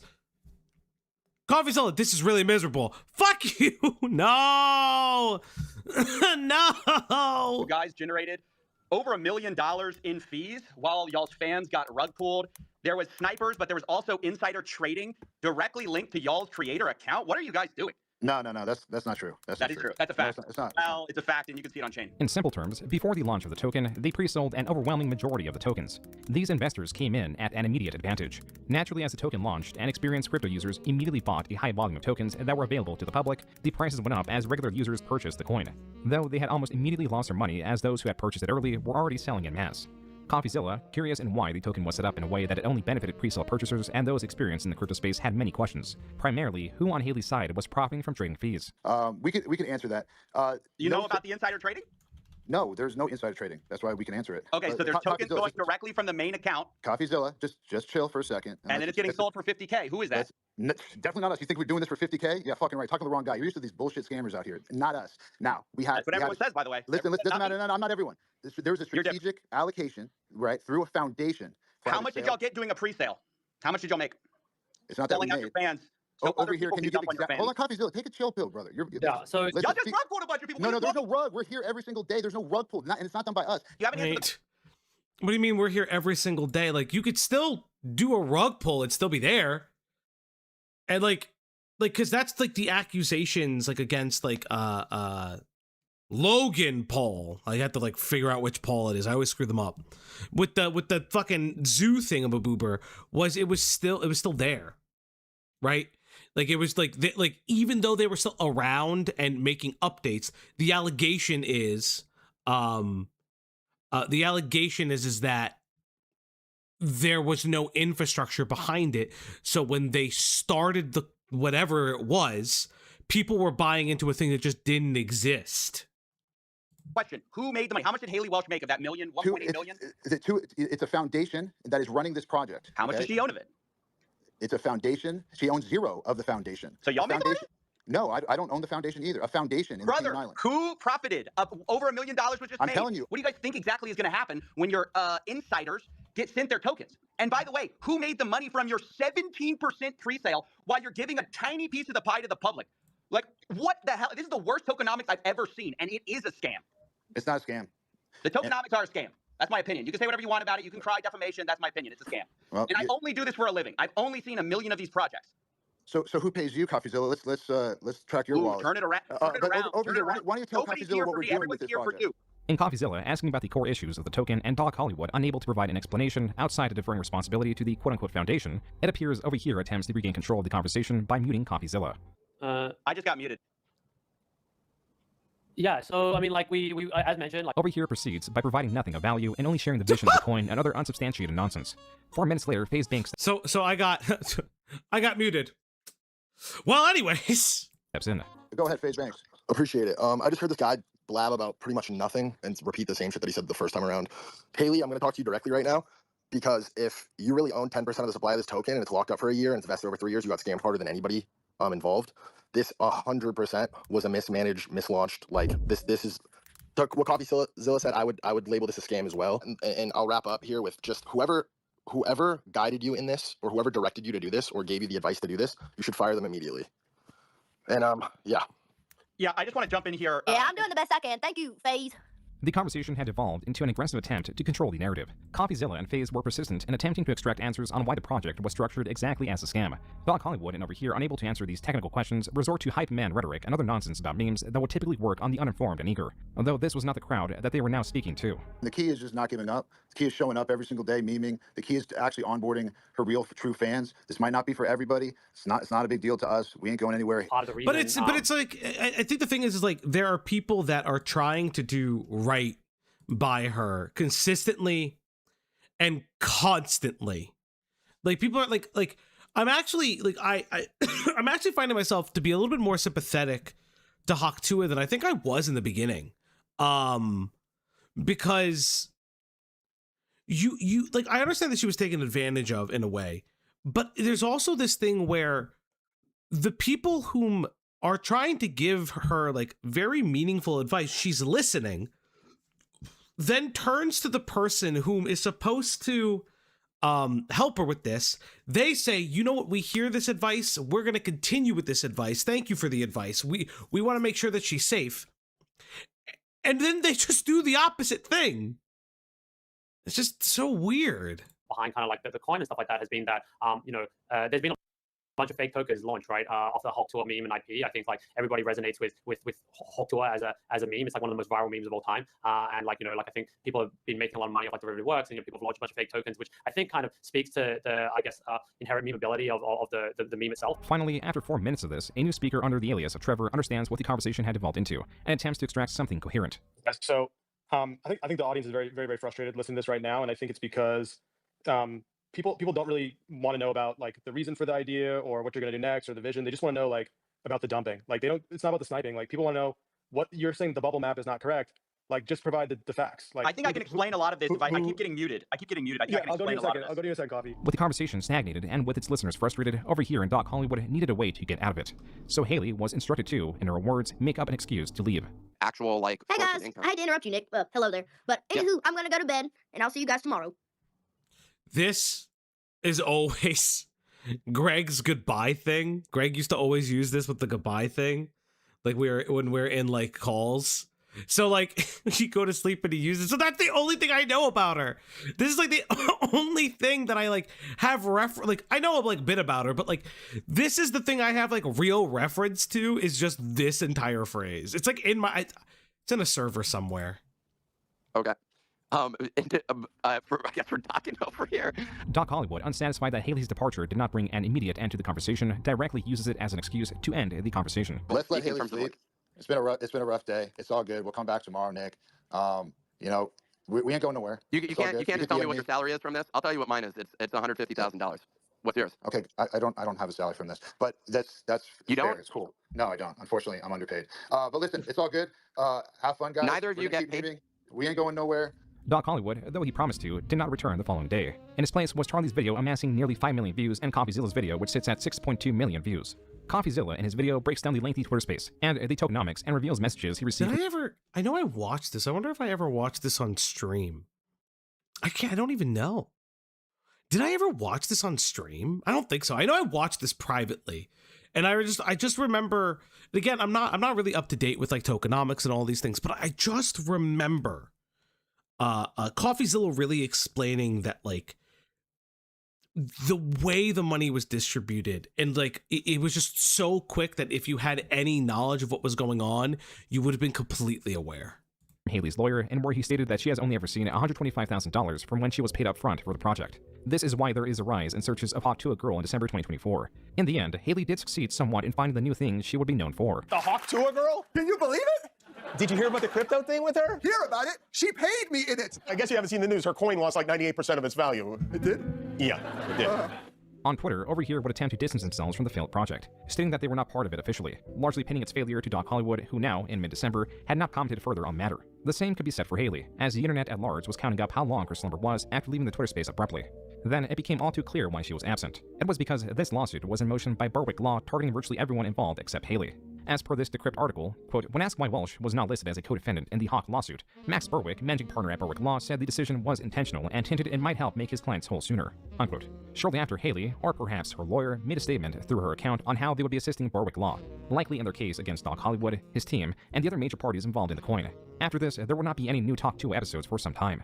There would not be much of Haliey Welch at all. I also imagine all the parasites around Haliey that actually control her, because she has become so big to the point where she now has a whole PR team and an entire like agency behind her, so they are working her like a puppet. It's like fucking Weekend at Bernie's out there with Haliey Welch's body, and I'm guessing they're telling her to shut the fuck up. Even by 2025, Haliey was nowhere to be seen, and her disappearance was not universally detested. Quote, nobody warned her that making a joke on camera might ruin her life, and she didn't warn anyone when she took all that money and disappeared. I love it. Even some of the quote-unquote reputable crypto has turned out to be scams. Why the fuck would anyone spend money on this type of shit? I'll tell you why. They hope they can get in and get out, so they can be the ones screwing others. And they're just too stupid to pull it off. I have zero sympathy. She and the Logans should still be ashamed though. Unquote. In February, what was reportedly caused by the incompetence of Haliey's team was leaking of the new episode of Hawk Tuah, in where she spoke about the coin with FaZe Oh Banks. yes, so there was the FaZe Banks episode. I remember this, where like the FaZe Banks episode comes out. And it gets this part of the story gets really weird because it did seem like they were trying to give her like the benefit of the doubt. Like, yeah, it does seem like there's like a lawyer involved, and then like the episode just like doesn't come out. Like there's like this was a weird arc. In place of CoffeeZilla, who was unwilling to appear on the show. It's a very long nap, I would say. That's what sucks about it, too. I had to read that off a phone and, like, put it in my words. I was like, anywho, I'm going to bed. Thank you to all my true fans and all the people that actually watch my stuff and they keep up with me. We're trying to sort out all the pieces and stuff to, like, get all this figured out and make everything right. Oh, my God, I'm going to cry. No, don't cry. Don't cry. Don't cry. Everything's gonna be good. Haliey would go on to state that the revenue from this episode would be donated, yet that is possibly just pennies to the money she received up front from the crypto venture. Well, see, that's how it got brought to me. It was supposed to be done the right way. Like, it was going to be good. Like, half the money, it was supposed to go, like, into my charity. That's really why I agreed to do it. Just for the simple fact, putting money into that. Looking back at Haliey's contract, she was entitled to 50% of all the profits. This lines up Okay. with what she should have donated to her fund. Yet, there is a massive issue with this statement and what is being discussed in the leaked Talk Tuah episode. If you took all the money that you made from the deal, whatever, and just like bought back the coin and then locked it up, I feel like that's a very like clear action that you can make, back to the community. And I think that would just like stamp it and the community can run with it. So that's like the idea that we were talking about. As far as narrative goes and a gesture, I mean, you just fucking nailed that, by the way. And that would, you mentioned it earlier, 125,000 plus 100,000, or what did I hear? Yeah, so how much total money has been received due to this? 125,000 has been received. It happened. Yeah. Her buying in right now with what's on the market is there's 80%. Yes. That's not available. What does that mean? The question brought by this question is, why is it even being considered that Haliey could feasibly pump her own coin with the money she made from it, when Haliey will later make it very much clear that her earnings, not exclusive to the 50% of the coin's profits, were meant to go to paws across America. And then, Haliey, we're going to take your cut and we're going to donate it. And I was like, that's fine. Like, let's do that. It is possible that the money was donated and Haliey is just oblivious to practically everything. In the lawsuit by Berwick Law, it is stated that Haliey's manager was in control of all aspects of her commercial operations, including facilitating her involvement in the token's launch. Haliey, on Adam Carolla's podcast, also stated she was not aware of her own finances, or at least those involved in the podcast. And the podcast, we making any money with that? I don't really know. Okay. Well, What do you mean you don't know? You're like, you're there. You're on the podcast. You're supposed to know.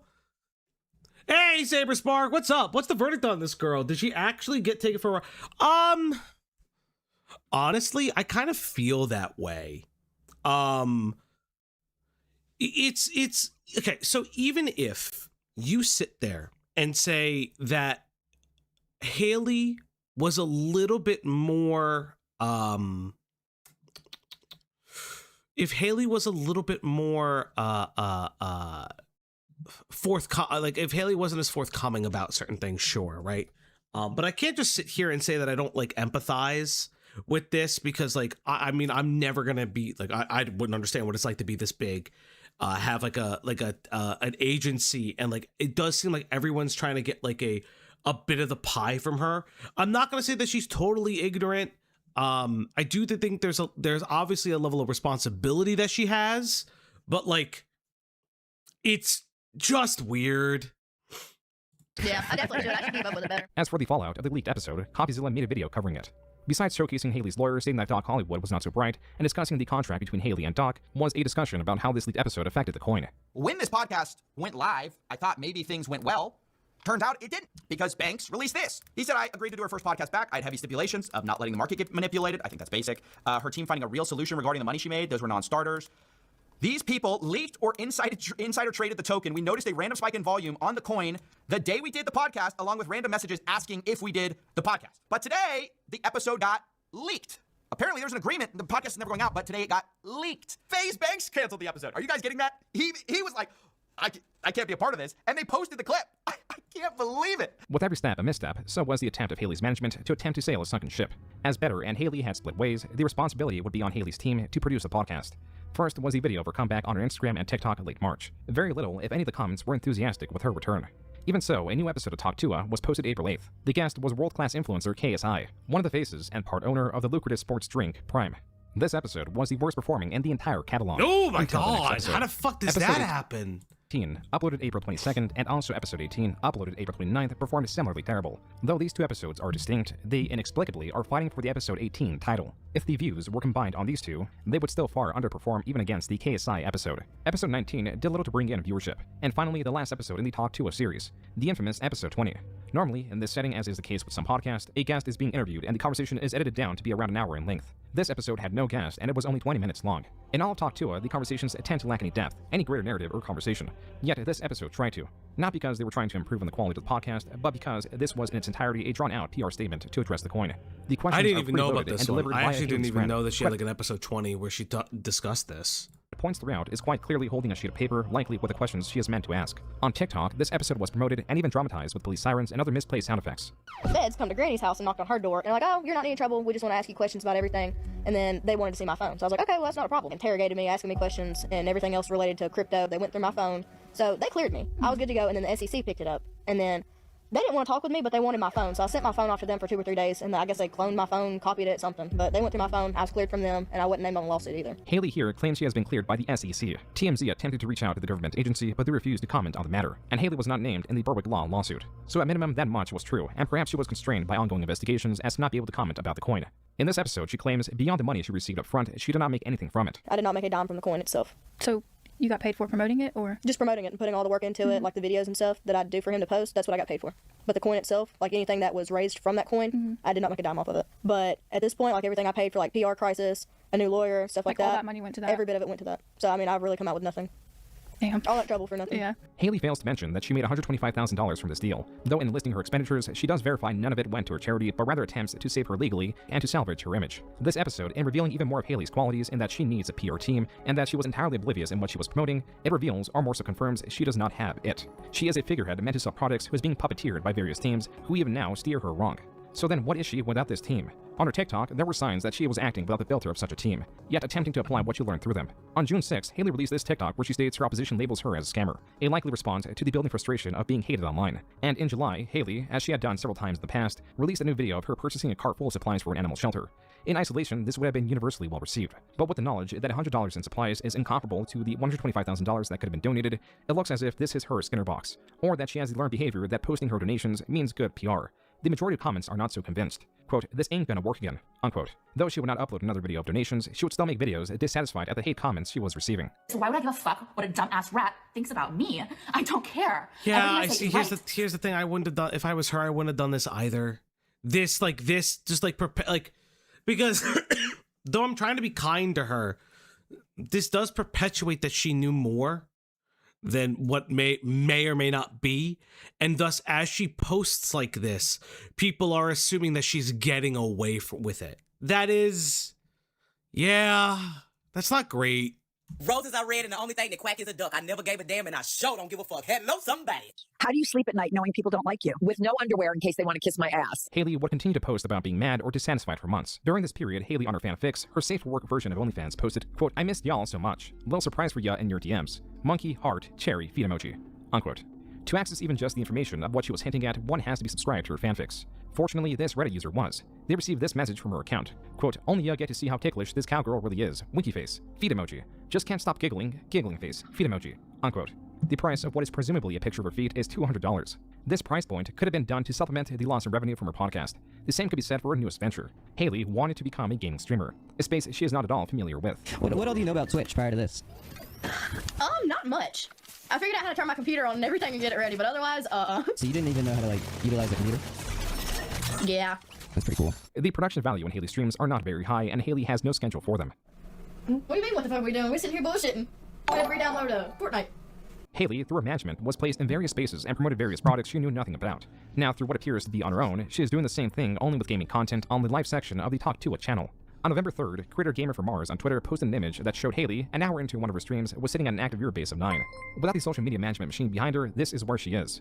Where most successful $1. Let's be real, most of her followers and adopters were men between 30 to 45. They weren't following for all this, they were investing in her future potential OnlyFans. Fair enough. Stream on Twitch and stream daily for 8 hours, Haliey was on YouTube, utilizing her podcast-based channel to promote an entirely different genre, one where she streams infrequently and for an average of 2 hours at a time. This is likely the truest variant of Haliey Welch. It has taken her just over a year to lose all momentum. She went from someone being entirely unknown to being viewed as the all-American woman, a factory worker who was given fame she never asked for, and supposedly utilized it for charity. Then almost immediately, everything flipped when she began promoting the most lucrative yet deceptive products. The woman who was praised as a counter to the worst parts of social media has fully embodied them, and as of November 2025, she has been delivered a future far more grim. The Berwick Law lawsuit, which she touted being excluded from, has now included her. Quote, "Defendant Welch, while less tactically sophisticated than the other actors, played a critical operational role." Oh, that's not good. Oh, that's not good. By providing the trust vector through which millions of retail investors were induced to participate. Although Welch did not design the fraud, her participation materially advanced it by leveraging her parasocial influence and directing her fans towards the token at the precise moment insiders were preparing to extract liquidity. For this reason, Welch is properly named in the unjust enrichment claim, even though she is not alleged to have participated in the technical manipulation. Unquote. Even her obliviousness could not save her, though it is her intuition that should have. This is why the story of Haliey Welch, the small-town girl and her crypto scam, is not a story of the girl, but the blank slate and what it can become when fully exposed, when etched upon ever-present, corrupt individuals seeking to extract rather than improve, all while waiting to find. No, she's being named a defendant, so, Yeah, so like, this would be interesting. This is, yeah, this will be interesting, right? Because now she's being named a defendant in the case. And their next slate. Oh, you gotta give him that Hawk Tuah and spit on that thing. You get me? So with that being said, I didn't know if we were gonna go through this whole video, but I do think that this video kind of like shined a light. Like I still feel somewhat bad for her. Like I still like have a level of empathy for her, even if, for instance, that she does have to recognize there's a level of responsibility that she has for leveraging her audience in this way. But like I can't just like, there is like this like one thing where it's like, was she part of it? And only a lawsuit will tell. It does seem that the lawsuit that names her a defendant is identifying that Haliey is that Haliey wasn't a part of the team that put the coin together and things like that. The only thing that she was a part of was specifically the like promoting it, using her fame to promote it, which granted, that is fucked up, like straight up, you know, scamming people, like people not having money, like it's inexcusable. But that being said, I think it's time to go to this Channel 5 interview. So this Channel 5 interview came out like 5 days ago, and I don't know how it came onto my radar. I like saw it in like a small like I guess it was suggested to me. Why are there 2 children on your page? Do you mean there was a game that was Pragmata? I don't know what the center thing was, but there was Pragmata there. Pragmata is a new game that came out from Capcom, which I secretly think is a Mega Man game in disguise. Dr. Backshots, I don't really... Oh, it was a Foo Fighters video? Okay, fair enough.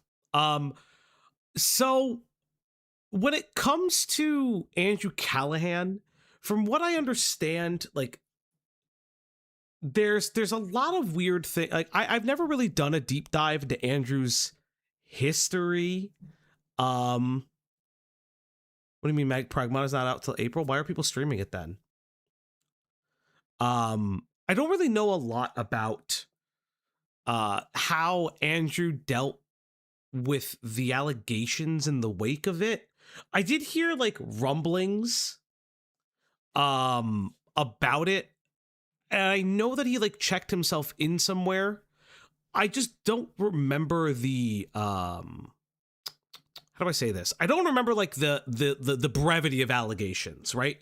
I remember that like allegedly like something with someone not going home with him, or him like doing something like I can't remember, like it, like I don't remember, so I can't speak on it, so I'm not going to, if that makes sense, because I feel like I don't want to like say anything like untoward or incorrect about it.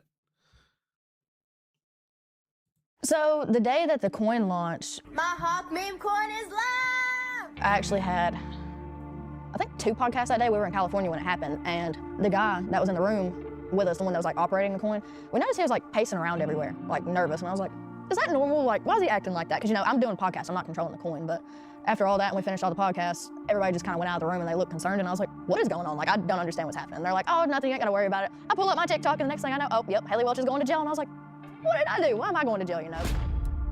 It's done every single Interesting. Okay. day. Like, it's normal at this point. Like, normalize it, you know? What? Hawk Tuah. Oh, the actual Yeah. physical act of Yeah. not doing. Hey, what's up, guys? This is not an advertisement, by the way. But did you hear that about a year ago we bought back our old show, All Gas No Brakes? Remember, from 2019 to 2020, my first show. We bought it back, as well as the entire catalog of unreleased All Gas No Brakes episodes. If you're my friend and you come visit me in the RV, do not take We have SF, Portland, Austin, Denver, Vancouver, BC. Just someone out, you know, with your friend for a night of partying, and then within like 2 days, you're on everyone's phone in the entire country. Yeah, it's kind of scary if you think about it that way.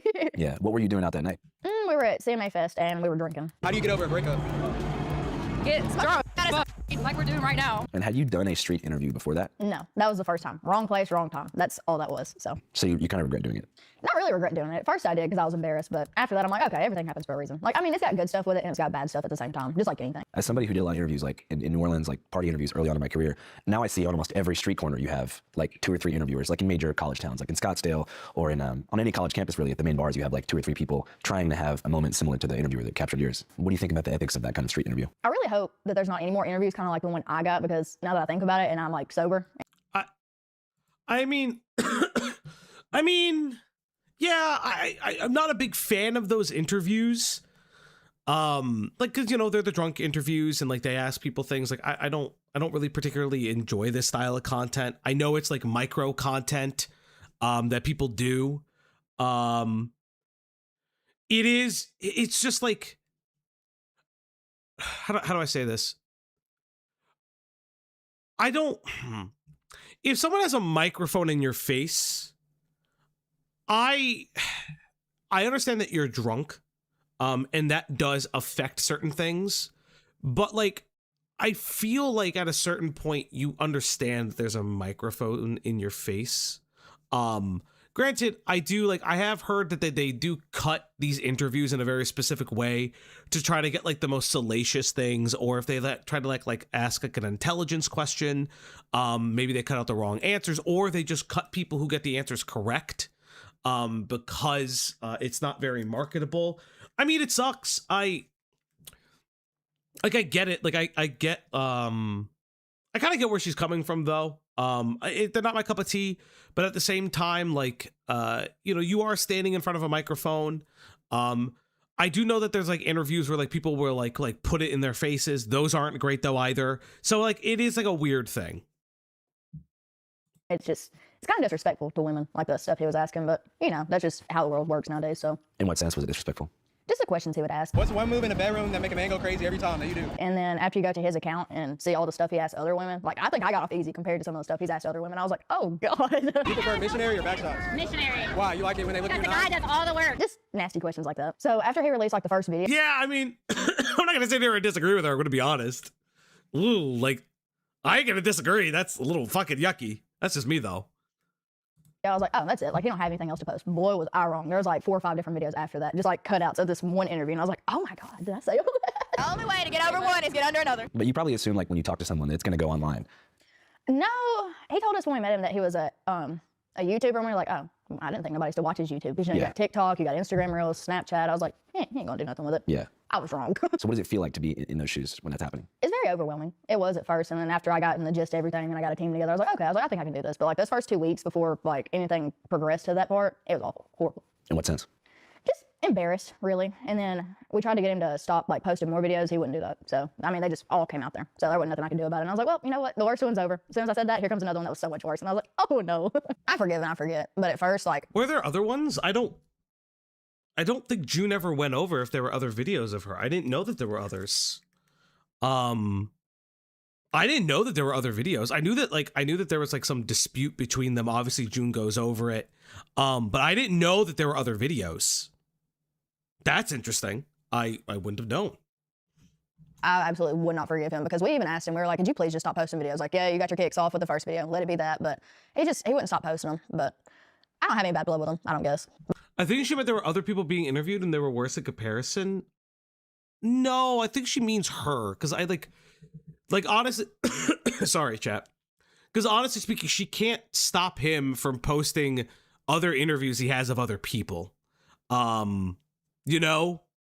But I couldn't be friends with him. How come? Just because of concept. Like, you know, I asked you politely, please stop posting those videos. Like, I was not mentally well during those first 2 weeks, and he still wouldn't stop, and he just kind of kept going no matter like what we told him. So I don't know. I don't have any kind of patience for people like that. I wonder if there should be some kind of legal protections for people who get interviewed while they're out drinking by people like that. Well, I mean, I didn't sign anything or tell him it was okay to post it, so. But I guess legally speaking, especially depending on like what state it is, as long as you're in a public area, someone can interview you, even if you're blackout drunk or you're homeless, addicted to drugs. Like, technically someone can still interview you. Oh, Do you think there should be like maybe a law in place where someone can request footage to be taken down if they were, you know? I mean, I guess it depends. Some people might think different than I do, and they're like, oh, it's just something harmless that just got put on the internet. I don't know, which it worked out for the good of me, or for the good for me, I guess. But like, you know, at the same time, it's kind of disrespectful, I think. But, you know, most people have different ideas and stuff like that and what they believe in. But sure, I'm sure some places could. What was the first moment where you realized that it had grown to a point that you couldn't contain it? So I got to work and I woke up that morning getting ready for work and my friends had sent it in our group chat. I was like, he's got like 6,000 likes. I was like, that's still a lot, but it's not going to. Okay. Yeah, you know, I kind of like, I could see what Andrew's trying to say. And I think that's actually like a fair thing when you examine her interview, right? When you examine it like wholesale, what does like, do people who are intoxicated deserve a little like require a secondary layer of like disclosure for their likeness being used in these videos? And is there like a legal like recourse for them? I mean, like, it does, it's an interesting thought process. So she goes up to a guy with a camera, films an interview, but didn't expect it to be seen. Yeah, I mean, like, June shows that they go up, that at least the friend goes up to them and the friend says, give me like the most like salacious like question or whatever, right? I can't just sit here and like there is a level of responsibility. The friend still interacted with it and she interacted with it. So like, but then again, like, I do think that it's a reasonable thing is that if people are like, for instance, homeless, blackout drunk, things like that, and they're using these like on the street interviews to specifically embarrass these people, what happens with that, right? And then also, like, she is expressing that like part of what scared her was the notoriety. Like, now she has it, but part of what scared her was the notoriety in the beginning, and that's something interesting too. Get like out of control or anything. By the time I got done with work that day, it's already had like millions of views. I was like, okay, maybe this is a problem. Like, I couldn't process it. I was like, this isn't real. Like, this isn't actually happening, but it did. And then I ended up finally having to tell my granny about it that I lived with. She was like, I don't get it. And I was like, okay. I tried to explain it to her some more. She was like, oh, okay. Like, she got it. She was like, that's kind of funny. And I was like, okay, well, she's good. She's good. So I wasn't worried anymore after I told her. But so at what point did the kind of terror of being viral set in? probably after that first day when I seen all the views and stuff it got and everybody that was like recreating it and doing something with the sound or something like that. Like me and my friend Chelsea that was in it, we probably stayed in my house or in her house. We'd switch back and forth for like 2 weeks. Like, we wouldn't go anywhere. It was one of those things like where you're just embarrassed to death to come out of the house. Like, what do you say to somebody? Because like everybody around my town like knows who I am. They're like, oh no, that's Haliey. But going from somebody that's just like in the background and then everybody and their mama sees you on the internet and you're like, oh no. What are some of the comments you read that really affected you? Off the top of my head, like, you had like a bunch of moms and stuff. They're like, oh, that's so trashy. Like, if my daughter ever did that, and then you'd have people saying, what does her father think about this? My dad thought it was funny. He knows how I am, so. Yeah, most people would just get stuck in like that stage one of embarrassment. But for you, I think it went so viral that you're now at this like, you're at this dilemma probably 2 weeks into the whole experience of like, do I just live like in the shadows for the rest of my life, or do I try to make a career out of this? Well, the thing that sucked about it, like, I was just gonna sit there and be embarrassed about it and let it pass. But then I seen all these women pretending like they were the girls in the video and they were making money off of it. And I was like, well, they're not even the ones in the video. So like, if they're making money off of it, I should too. I mean, there's no reason I shouldn't. So that's what I did. And how'd your influencer journey first start in that regard? It's a little overwhelming. Like, I don't know how long we had these tickets. Like, we were supposed to go see Zach Bryan in concert, and then he ended up inviting me up on the stage with him and everything, and it just started rolling right after that. Like, that night I was with Zach Bryan. The next night I met Shaquille O'Neal. Like, it was going like fast. Was that exciting? Oh yeah, of course. He's huge. Like, I don't think he'd touch the ceiling in here. Like, he's physically that large a person. Yes, he's ginormous. He's like a big teddy bear though. He's a really nice guy. Did you have any other cool link ups during that first period? Yeah, Wiz Khalifa. He came on our podcast and he was really cool. That's it. Like again, I can understand what she's saying. Like, there was a rate of, there's a lot of shit going on at the same time, and she's learning a lot, and there's just like so much going on. That's really interesting. Yeah, I want to hear about like the actual influencer journey. So whenever you first started, were you approached by like a Hollywood agency to start? Let's see. My best friend's mom, she was like, you need to get a lawyer and start getting stuff figured out. So that's what I did. And then he pointed me to the direction of my team, and then they got everything kind of set up. Like, they made me an Instagram account, just stuff like that. So the Talk Tuah podcast, how quickly did that start after the video went viral? I'd say, I don't know, about a month or two after. It was a lot of fun too. I don't know, we just kept kind of rolling, and then the only thing that was bad about doing the podcast, most of them we done to like get a guest would be in California. I just got tired of getting up and going. Like, it's just so exhausting to have to get up every other week and fly to California and then fly back. And I'm more of a homebody. I've always been a homebody. You like Tennessee? Yeah, for the most part. You want to stay here forever?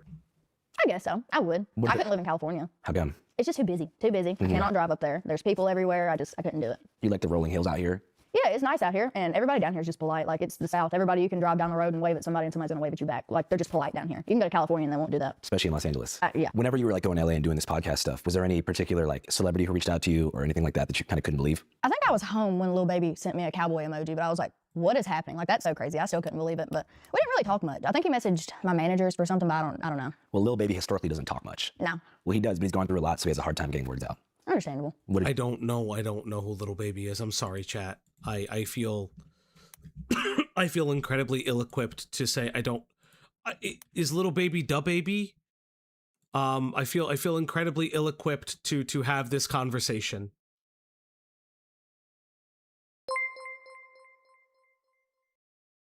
This reminds me when Falgi kicked a turtle. I've never heard an animal. Little Baby is not Da Baby. No. I'm just saying I only know of Da Baby. I don't know of Little Baby. You and Lil Baby talk about? Nothing really. He just sent me a cowboy emoji, and I was like, no way. And he was like, I can't remember what he asked me. He asked me for, I think, my manager's contact or something like that. I don't know. I never heard anything back, but I couldn't tell you. What was the coolest experience that you had kind of coming up in that influencer world? I got to DJ with Shaq. It was a lot of fun. We got to do it in Nashville. He stepped on my foot. DJ Diesel did? Yes. Damn, that sounds painful. It didn't feel very good. It was a lot of fun, though. What was the strangest experience you had during that time? There's a YouTuber that showed up like 2 minutes down the road from my granny's house and was passing out like flyers with my face on it. It was like wanted. Wanted for what? I couldn't even tell you. Like, I have no idea. Have you ever heard of him, Frederick Bayer? No, I haven't. He's like, I think it's like an act he puts on, like where he's obnoxious, but he was literally 2 minutes down the road from my granny's house. It was like passing out flyers. He's like, yep, I'm here to kill Haliey. And I was like, okay. Huh? Oh, that's not good. This was during your Docs Block era. No. Evil Falgi did. No. No. Thank you for the 2, but no thank you.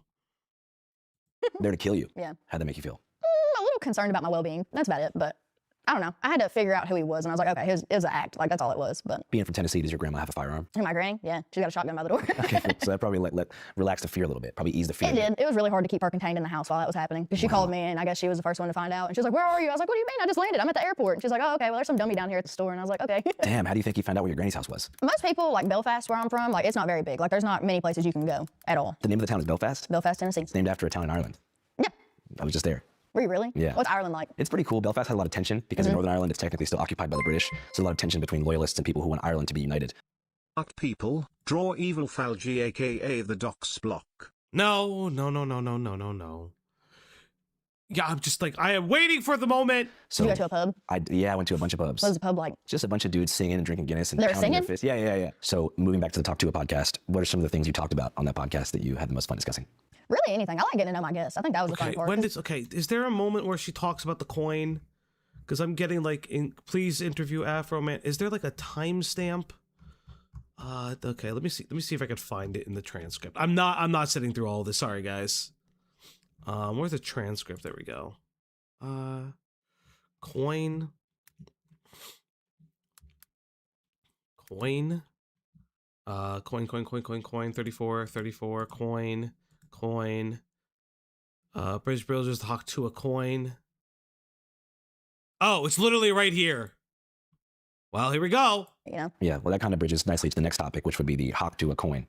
Oh, Lord. The whole like crypto, I guess, scandal that emerged based upon your likeness. Today we're breaking down the Hawk Tuah scam. Yeah, the Hawk Tuah Girl launched a meme coin. That's just like a term they use, calling it a meme coin. It's really not. It's just always a scam coin. In your perspective, what happened there? In my perspective, I'd say that I got talked into doing something that I didn't know anything about really, but you gotta be really careful what you put your name on. Like, I think people give me a lot more credit for that whole crypto scam than like I can actually pull off. They're like, oh yeah, she pulled this off. I'm almost a 22-year-old girl. Like, you give me so much credit. You really think I can do that by myself? Okay. Wait, she was not even 22 yet? Christ! It's just one of those things. Like, I've never had a Twitter account until like we started doing a crypto coin.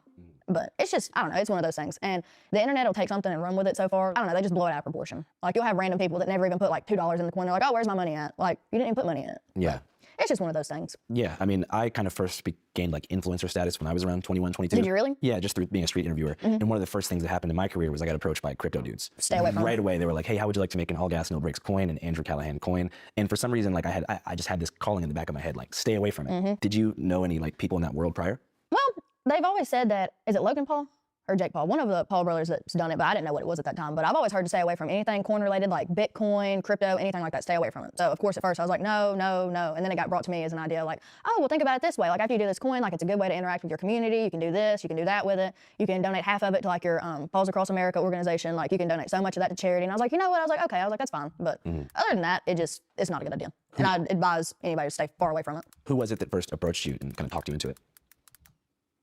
We can talk about. I can't name names on that. Well, if you didn't name names, could you? Oh God, she has a lawyer in the room.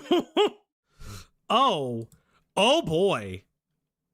I did not. You know what's crazy? I didn't expect a lawyer to be in the corner. I don't know why I didn't expect that. I don't know why I didn't expect her to like a lawyer to be in the room. But that does make sense to have a lawyer in the room because like there's active stuff going on. Yeah, I never thought about that at the time. It makes sense. Describe what kind of person it was. Like, was it a entertainment? Was it another influencer? Was it like You can say. It was somebody closer. Like you kind of keep on your left arm. He was introduced from a friend of a friend, if that makes sense. Yeah, But and it's one of these sort of like big crypto guys who works with influencers to build coins. yep. I don't think it was necessarily all his fault, but I'm still gonna be like, yep, it was your fault. But I think he ended up like, can I say that? He ended up hiring somebody else to help him out because I think he bit off more than he can chew, if that makes sense. So he hired somebody to help him that he knew of and just didn't know a whole lot about, and then he screwed us, like really bad. But I don't know, it's just one of those things. You live and you learn. I won't ever touch another one again. Yeah. I mean, I just find it interesting because, like I said, you're not the first person this has happened to. And I'm just curious about the mechanics of how these things work, like how exactly the crypto crowd is tied into the world of influencers, how they go about using them. Because the whole process is just convincing you to sign off on saying, you can use my face on this coin. Exactly. And that's all it was. Like, I did not control the coin myself. I'm not smart enough to do that. I don't know anything about it. But that's just one of those things, like you have your face on it, your name on it, and then somebody else runs it. I didn't have any part in it. But everybody in the mama thinks I did, so. What was the actual pitch that was made to you? Just basically what I told you, you know, like, this is gonna be so much money, like you can donate half of it, like you'll have it for your charity, you can donate all of this. And I was like, okay, I was like, you know what, that don't sound like a bad idea at all. And then you can get to know your community, like your fans can interact with you. Like, one of the biggest ideas we talked about, like you can do a different thing every month. Like, if some of your fans go out to PetSmart and they adopt a cat from like a shelter or something like that, you can give them coins for that. Like, that's a good deed, technically. That's the way it goes. Is there, I guess this is like an interesting question that I don't really have an answer to. Is there like evidence of or like other stories of celebrities being used for coins? There has to be, right? But like, I guess like one of the things is like, I guess one of the things I would look at is that like there's a difference between celebrities that know what they're doing versus those that don't. Like those that are Boogie, yeah, but Boogie knew what he was doing, right? I'm gonna be honest. I feel like Haliey just didn't know, like, and maybe that's me being too kind and being like is being too genuine. But like I don't think Haliey was, from all intents and purposes, I don't think Haliey was aware, right? I like, you know what I mean? Like I listen. She does seem like the kind of person who maybe would have been taken advantage by this, right? Boogie has been around on the internet. He knows what a fucking crypto rug pull is.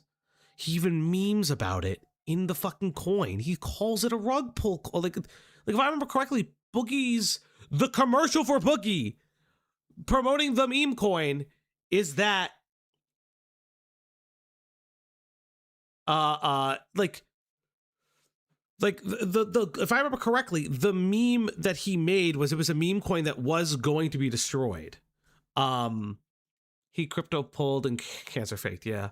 And like, yeah, I think naivety. I think Nina's like actually like kind of, I think that's actually the word I would use. It's naivety.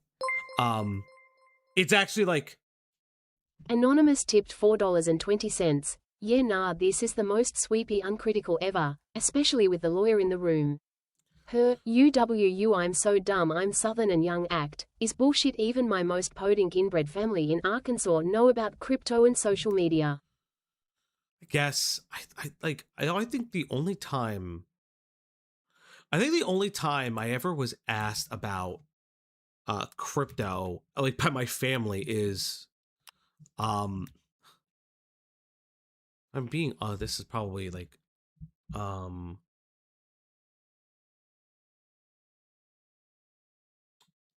Unfortunately, someone's child died. And I remember because I was asked, hey, he had a crypto wallet. How do we get in? And I was like, I don't know. I will, it's like one of those things where it's like, I find that to be incredibly interesting. It's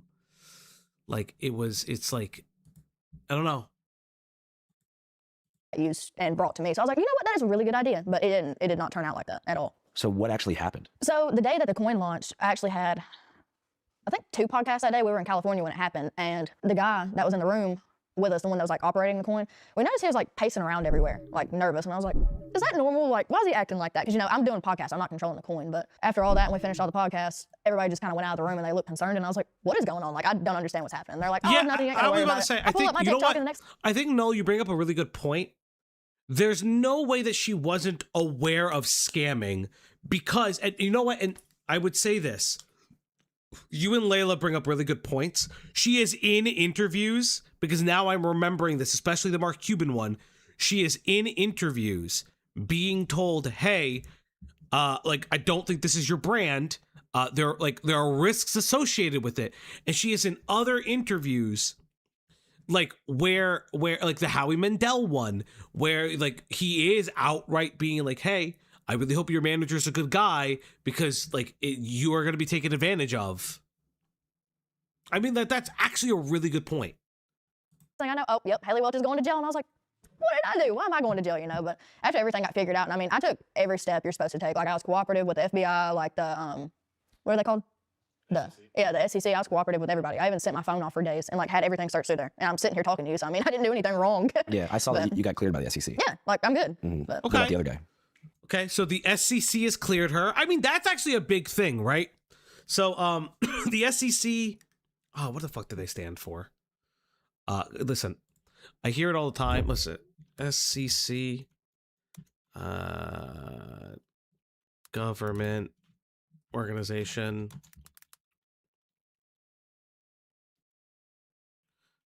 Hold up, I can't even spell government org. What is it? It's so the SEC is come on, is the Securities and Exchange Commission. It's the U.S. Securities and Exchange Commission. So, I mean, at a certain point, I can't just sit here and say that she wasn't, like, if she was cleared by them. Stinky Chipmunk QEFAs. Thank you, Slug. But I mean, like, if she was cleared by them, is what it is, right? Securities and Exchange Commission. Thank you, guys. Yeah. So that's still ongoing, but you're out of it. Mm-hmm. Damn, that must be a crazy experience. Oh, it's enough to traumatize you. Like, I wouldn't come out of the house for like months. How would you compare like that second wave of I guess, shame to the first? It was worse than the first time because like this time I was starting to get like death threats and everything else. People telling me I owe them all this money, and I'm like, I didn't do this, and I'm sitting here and I'm the one getting hit for this. But it's rough. It's like one of those things like where if you come out of the house, you put your head down. Like it's just rough. Yeah, it was worse than when the video went viral. Oh yeah, 100%. It was just, I don't know. I don't wish that on anybody. What was the worst thing that happened in real life after that? It's just, not even for me. Like you see all these people that put in their money that they bust their ass at work to make, and then they put their money into this and they just lose it like for nothing after they trusted me. It's a terrible feeling, you know? Did people really lose a lot of money? I think they calculated how much was actually lost. It's hard to tell between real people and like actual crypto people, you know? It's hard to tell. It was like 200 grand or something. Yeah, it was like 200,000. But like, I kept seeing stuff on 200 grand is so much fucking money. TikTok, like before we found out how much was actually really lost, like I think 200,000 of real people's money got lost, and then the rest of it was like scammers and stuff like that. But that's, I don't know. I don't even know how it works. Like I have no clue how any of that stuff works. It sounds like how it works is the person who's in. Okay. So scam tokens, this is like an explanation of the scam tokens. I don't know if this is specifically her case, but like scam token by exploitative type. So like there's honeypots, hidden mints, faked ownership. Like, so like this is the percentage of how scam tokens work.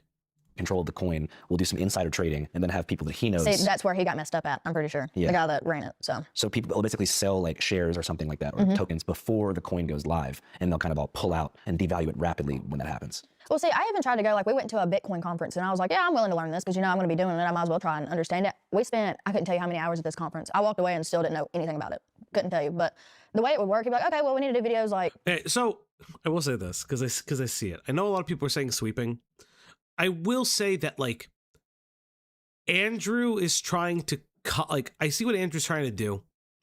Andrew is, like, trying to feel out how to encourage her to talk. And if you press her, I don't think she's going to talk, right? I don't really think that she's going to talk. So whether or not you believe that she was under the knowledge of everything, the SEC cleared her. They cleared her of wrongdoing related to the coin. So if you want to say it's a lack of evidence, I mean, I don't know. Oh my God. I don't know how true that may or may not be. I'm not really going to look at it. To put on your Twitter, and he'd send me messages of like what to say in these videos, and I'd film it, you know, whatever, but still didn't understand it. My Hawk meme coin is live! And that's part of my fault too, I will say, because I had no business putting my name on something I didn't understand, which I know that now, but. Yeah, the lawyer would step in regardless of what Andrew says. That's absolutely correct. That the lawyer would stop that. And then, like, yes, you could look at that as negative and yada, yada, yada. But if the lawyer's constantly stepping in every time, it does, like, at a certain point, like, they would maybe prematurely end the interview, things like that. I'm not going to, so far, I think this is a fine interview. Those things. Yeah, that's why I say the story is so interesting, because all this began with you just having beers in Nashville, not beers, sorry, I don't know, what were you drinking? Vodka. having vodkas on Broadway, right? And the next thing you know, you're like involved in some kind of crypto scam, and you have a podcast in Los Angeles, and then you have like all of scam YouTube is kind of using you as this pariah. I have questions. I'm raising my hand. Hey guys. What CoffeeZilla? I didn't know who he was, but I heard him on the live that live was a day after the coin launch, right? Like it was the same day. That's who I heard talking, and that's when I realized like everything was like, you know, shit hitting the fan, like it didn't go good, because I heard him on there. And he was like going off, like asking questions about this, and this. And the guy that was on there talking to him, he couldn't answer those questions. And I was like, those are simple questions that he's just wanting to know. Like, why can't you answer them? So you understood where CoffeeZilla was coming from?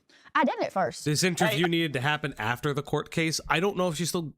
Well, I guess this is the weird question. I don't know how she gets involved with the court case now, the SEC. Like, because I don't think June included that in the video. I don't know how... Again, I'm not a lawyer. But I'm curious how the SEC clearing her of wrongdoing and the legal aspect of saying that she leveraged, like she was used for her parasocial fan audience. I am curious where that interplay is. This is one of the most miserable, horrible launches I've ever seen in my life. Okay, then why the fuck are you on? And then I did after, and I was like, okay, he's got a point, but like he's barking up the wrong tree. Like he thinks I did this, like full intent, knowing what's going to happen. I didn't know anything about it, which again, that's my fault. I didn't know anything about it, but I don't know. It was rough. Yeah, for sure. All right, so Haliey Welch is famously a homebody. In fact, she'd never even been on an airplane before going viral, which honestly, after another long red-eye flight, sounds pretty chill to me. Throughout many experiences, I've learned the hard way that when you're landing somewhere intense, the last thing you want to do is be stuck. And I got my shit and I got out of there. But it was scary, you know, because like people are losing their money, and I had all sorts of messages saying, I'm gonna kill you, like I'm gonna kill your family, you're gonna give me my money back and stuff like that. And like I don't have anybody's money. Like, and if I would have, I probably would be sitting in jail. But so somebody else has the money. See, that's the thing. I don't know. Someone that's not you has the money, if they have not already spent it. Right. Because I mean, once dark money goes a certain way, there's no way to trace it. Exactly. So literally every bit of that was for nothing. It was just, I don't know. Yeah, it wasn't good. Do you know if the scam victims have like tried to seek restitution from this group that was? There was what is that firm called? Civil lawsuit. So there's an ongoing civil lawsuit. It's a group. It's a class action. It's a group of plaintiffs. Oh, great. So there's a class action lawsuit happening with a group of plaintiffs who are suing someone who's not you to try to get their money back. And would you support these plaintiffs? Well, no, she's named in the suit too. You're named in the suit too. Yep. Oh boy. Okay. Yeah, right. I definitely do, because I mean, you can go through my phone, you can have it right now, there's nothing in my phone. To say more that Haliey and her lawyer cannot, the primary masterminds of the Hawk Tuah coin rug pull, according to a lawsuit filed by 12 plaintiffs who suffered a collect. Okay. So now we're going into the lawsuit. Now I'm interested how Andrew will handle this, because now the lawsuit is being brought up. What entails inside the lawsuit? They've lost $151,000. Were 1, a Los Angeles man known as Doc Holliday, legal name Alex Larson Schultz, a cryptocurrency trader who initially proposed the Hawk token to Haliey, and 2, Clinton So, a software engineer based in Hong Kong who developed a trading platform called Over Here, which launched the coin back in the November of 2024. Like I told you, I was fully cooperative with the FBI and the SEC, and they're like, okay, well, you're good. I gave them everything on my phone, anything including keywords like meme coin, crypto, anything like that. They have every bit of it off my phone. So yeah. So after I got back home from California, like after everything with the crypto stuff, I can't even remember where I was at. I might have been at my boyfriend's house. I have no idea. But I got a call from my granny. She's like, Haliey, you need to come home. And I'm like, wow, what is wrong? She's like, there's 2 FBI agents at the door looking for you. And I was like, oh, okay, that doesn't happen every day. Because I'm telling you, we literally live out in BFE, like Bumfuck, Egypt. We have a dollar store in Belfast. That's literally all we got. So for them to come all the way from Nashville down looking for me, I was like, oh shit. And I was like, I'm gullible too. I believe everything I'm saying. And I was like, I'm going to prison. I was like, that's where I'm going. You know what? I got thinking about it though. I was like, maybe I'll meet Todd Chrisley. I was like, maybe everything will be fine. Whatever. But she told me on the phone, she's like, yeah, there's one here that's really good looking. And I was like, okay, granny, you know, whatever. And she's like, oh. Okay, you know what? If anything, the hero of this story is the grandma. Grandma is the hero that we deserved. Let him handcuff me and take me off. And I was like, your grandma said that. All right, granny. So when I went for my interview after we got it called and set up, you know, in Nashville with the FBI, and I was fully cooperative, you know, talked to them, told them everything, name names, whatever. I told him, I was like, my granny wanted you to stay at the house with her. And he was like, me? And I was like, yeah, you. I was like, she thought you looked good. But it tickled him to death. He was red-faced. Do you think he was willing to engage your grandma in that kind of manner? No, he's probably smart not doing it. He'd be big around that damn fireplace over there. She can cook really good. So your grandma's got some fire in her. Granny's got some fire in her. And how did that conversation with the FBI go? It went really good. Like, I mean, as good as you could expect it to. Good vibes? It was good vibes. I liked him. Besides one guy, there's one guy in the room. He was just scary. I mean, he's scariest looking guy. I mean, like, again, this is such a weird interview, right? Because it's like, he's trying to create that familiarity without obviously asking questions that she may or may not be able to answer, or the lawyer may or may not be able to answer. The lawyer seems a little bit forthcoming, but it's like this weird thing where it's like, I don't know if she's just being honest about, like, if she was cooperative, she was cooperative. I don't know how much I can argue with that. I've ever seen in my life. He meant business. I didn't look at him really. It was a good cop, bad cop situation. There was like, how many do you think? 4 in the room? 4? Yeah, there was 4 of them in the room. Everybody's good vibes besides this one guy. What'd you ask him? I walked in, they were all like saying their name and their occupation, and we're just walking down the line like, some FBI. So I started to make a little joke with them and tell my occupation. So I hit him with a little Kelly Black. Axis with a 420. Thank you, buddy. Axis tipped $4.20. As an avid CoffeeZilla viewer, the SEC clearing her means nothing. The SEC is notably bad about prosecution against people who promote these scam coins, despite none of these scam coins being able to exist and gain traction without the promotion. All right, thank you for the clarification, Axis. Thank you so much, buddy. Plumber, and he just looked at me. He didn't say anything. I guess I didn't. I think maybe that's her boyfriend. Maybe, I don't know. Find him funny. What do you think was the most like gotcha? Is that Pookie? Hardball or is that just a lawyer? FBI agent asked you. He asked me a lot of like in-depth questions like about the crypto coin, and I was like, I just looked at my lawyer because I don't know what any of that shit means. So I was like, what does that mean? And he'd have to explain it, and I was like, nice. Like, what's a confusing phrase that he said? Like, he asked about something in a phantom wallet, and then he asked about... But you talked about the phantom wallet earlier on the Mark Cuban thing. Oh, There was types of coins, I guess. I still can't tell. I'm telling you, I have no idea. Like, types of coins, I guess. Like, how much this one's worth, like 1 cent. This one's worth like 5 cents. I don't know. I don't know anything about it. I have no clue. And it seems like you really don't know. No, I'm dumb as a bag of rocks, so. I don't think you're dumb. I just think you don't know about crypto. I don't. Which makes you smart. Exactly. That's what they told me to. And I was like, thanks, I guess. Because how many of these crypto bros could build a bed spring? Exactly. You're exactly right. Or one that goes in a vending machine, you know. You have I can do real that. domestic manufacturing skills. That's what I'm saying. Wait, the vending machine spiral? Like the one that would release a Nature Valley bar onto the basin? Yep. You made those? Not necessarily make, like we'll make them where I worked at, and then I would check like the dimensions and stuff on them, and then I hated doing that. It was terrible. But then my part, like where I actually worked like full time, I done shipping. Like I'd pack out so many in a box, and then we'd ship them out to wherever they're going. Did I send my phone off to them or the SEC? I don't think she realized what he said. I don't think you're dumb. Yeah, this is interesting. I mean, I don't hate the interview. I'll be honest. I don't think that there's really any need to go in on her. Like, I will say this, right? You could press her on so I will say this. If Andrew doesn't press her on her reaction posting, right? If Andrew doesn't press her on, in my opinion, how she acted in the aftermath, you know, being like, kiss my ass, like all those things. Fauci,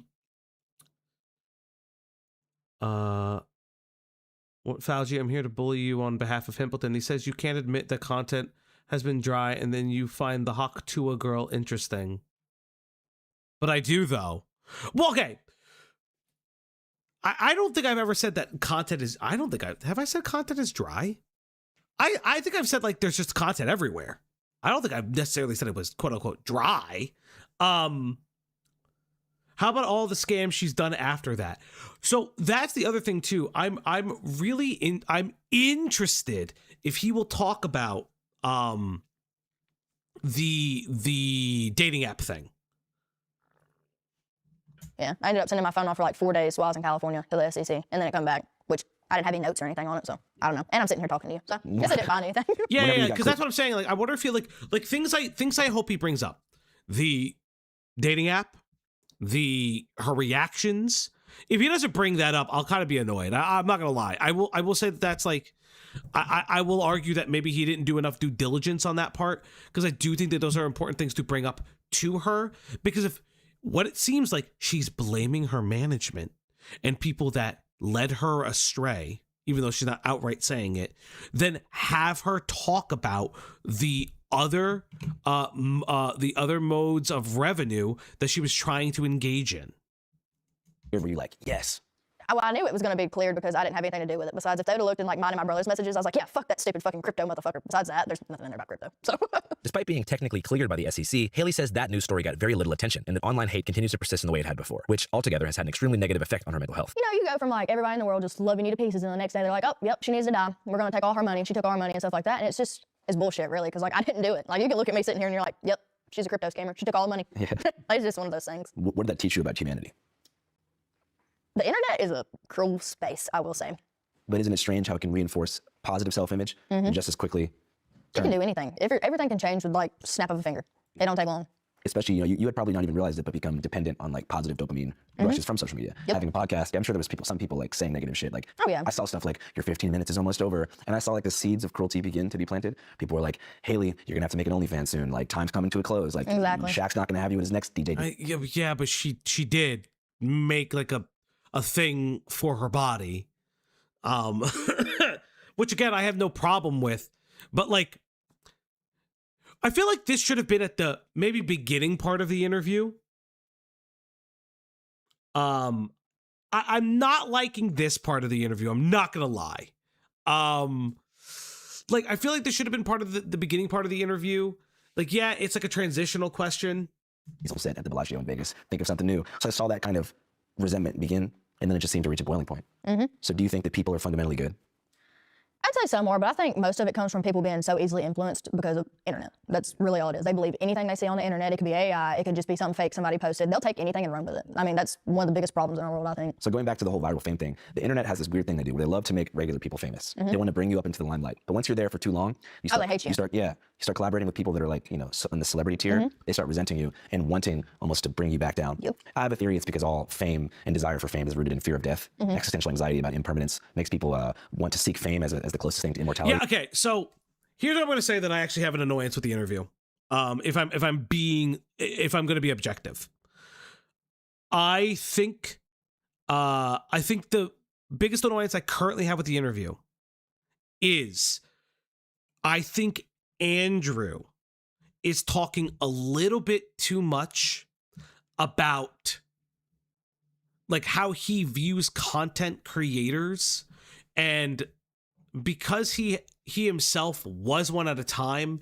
And if you know anything about like the history of All Gas No Breaks and Channel 5, like there's history and context behind why they bought their show back, like how it was taken from them.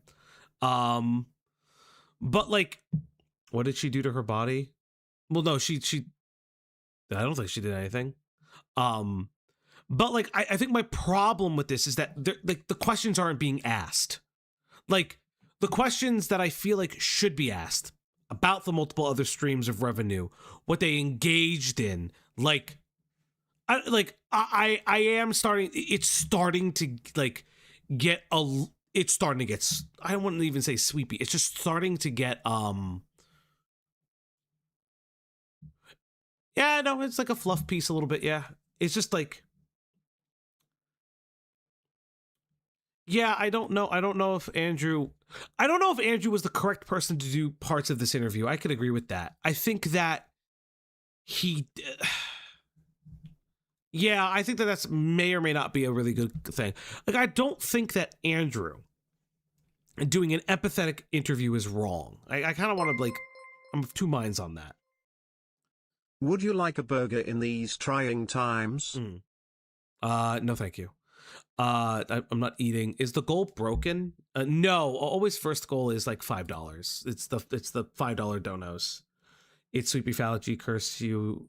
If you crashed out at the Raven interview.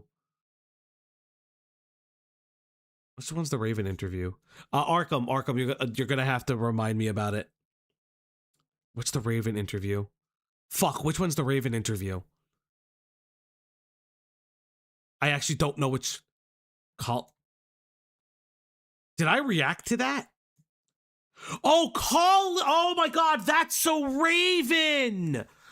Okay, so I'm gonna be honest. The stakes were incredibly different. The stakes of child predation is incredibly different to,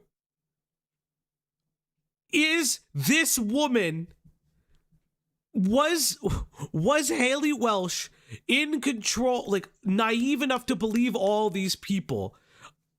I understand. Okay, so I understand what you're saying.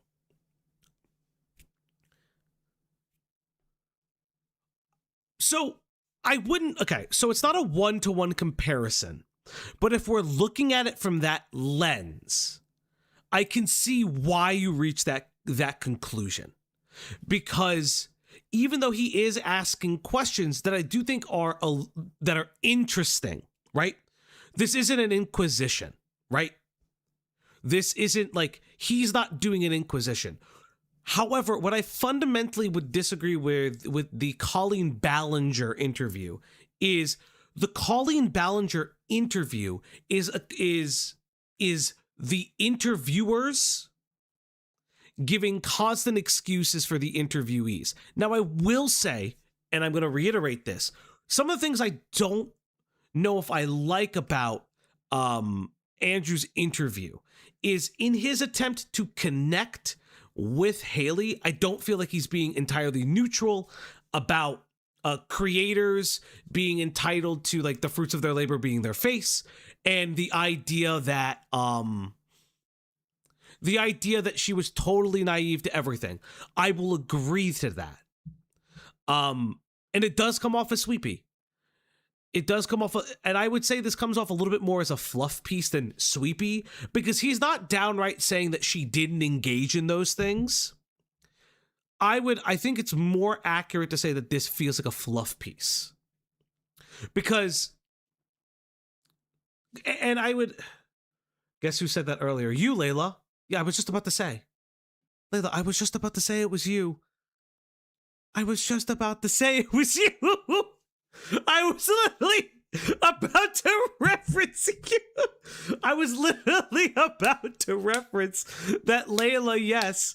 Layla, I think, accurately quantifies it as a fluff piece. Because it does feel like we're touching the controversies, but we're moving away from them. It's not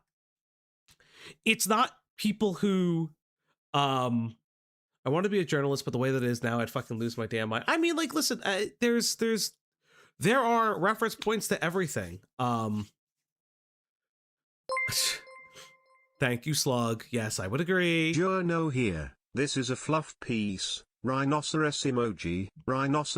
I'm just gonna skip that, but thank you, Slug. I think he's giving her way too many chances to appear sympathetic because of his personal feelings about the nature of fame and anti-famous and anti-content creator sentiment. Yeah, that is exactly it, Axis. I think that part of the problem is Andrew has similar instances within his career, and it is clouding the way that he is interviewing her. And it is something that, while I can appreciate that, Andrew tries to give empathetic, like an empathetic interview, the problem is that he's actually coming off far more sympathetic. And we've discussed this before, but the clear differences between empathy and sympathy. Empathy is understanding, is like understanding and recognizing where a person is coming from and their emotions and feelings.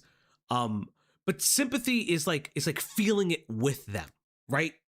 Or like it's having like a weird like that immediate kind of like I'm feeling it with them. He was canceled for sex pesting, not scamming. I am curious whatever happened to those allegations. I really don't know what happened. I'm gonna like keep it a buck. So they want to feel like you being famous is an avatar of them having some sort of value because they see themselves as someone like you, someone on the street. They build you up. Once you're in the sky, they're on the ground, being like, we got to bring her back down. This is going too far. Or they'll be like, oh, we made the wrong one famous. Like, I see that a lot, and I'm like, okay, well, you did it. Like, I'm here because of you. When did you notice those, like, her 15 minutes are up comments starting to hit? Oh, that was, like, as soon as it started. Like, I've got those plumb from the point, like, all this even happened. Like, her 15 minutes will be over, like, next week. Don't worry about it. She won't be here by then. Okay. Like, it's, I don't know. Is it supposed to offend me? Like, I mean, I'm grateful for everything that, like, has happened and everything. And I mean, if it stops, it stops. Like, what can I do about it? Like, I'm just glad I got to do more stuff in the last 2 years of my life that people will do in their entire lifetime. I'm grateful for that, you know? That's good you look at it that way. So even if you never had a career in social media again, you'd be happy just to have lived these 2 I'd be lives. so okay. I'd be so okay with it. Like, I got to go to Hawaii. I got to go to London. I've got to go so many different places. I even got to go to Bora Bora last year. Like, that's crazy. I wouldn't go back, but... I don't even know what that is. French Polynesia? Yeah. Okay. Over there. South of Hawaii. Yes. So, like, yeah, do you plan to, like, engineer a big social media comeback, or are you just going to chill? I still post here and there, don't get me wrong, but I don't know. I'm okay with posting. Like, it's something fun I like to do. Yeah. Did the whole crypto scam controversy have a super negative impact on your fan base? It definitely did. Like, I still get comments all the time about it, but I think it's like, mostly it's bots, I think, because nobody really cares anymore. Like, they'll forget about it. Somebody else will do it. Like, Nobody has wait, no. It's the most holy no. Okay, so this is crazy to me because we have the reference of June the King like looking up like her name in the algo, using like the Google references and looking up her name in the algo. You define sympathy backwards? Did I define sympathy backwards as in I defined it incorrectly?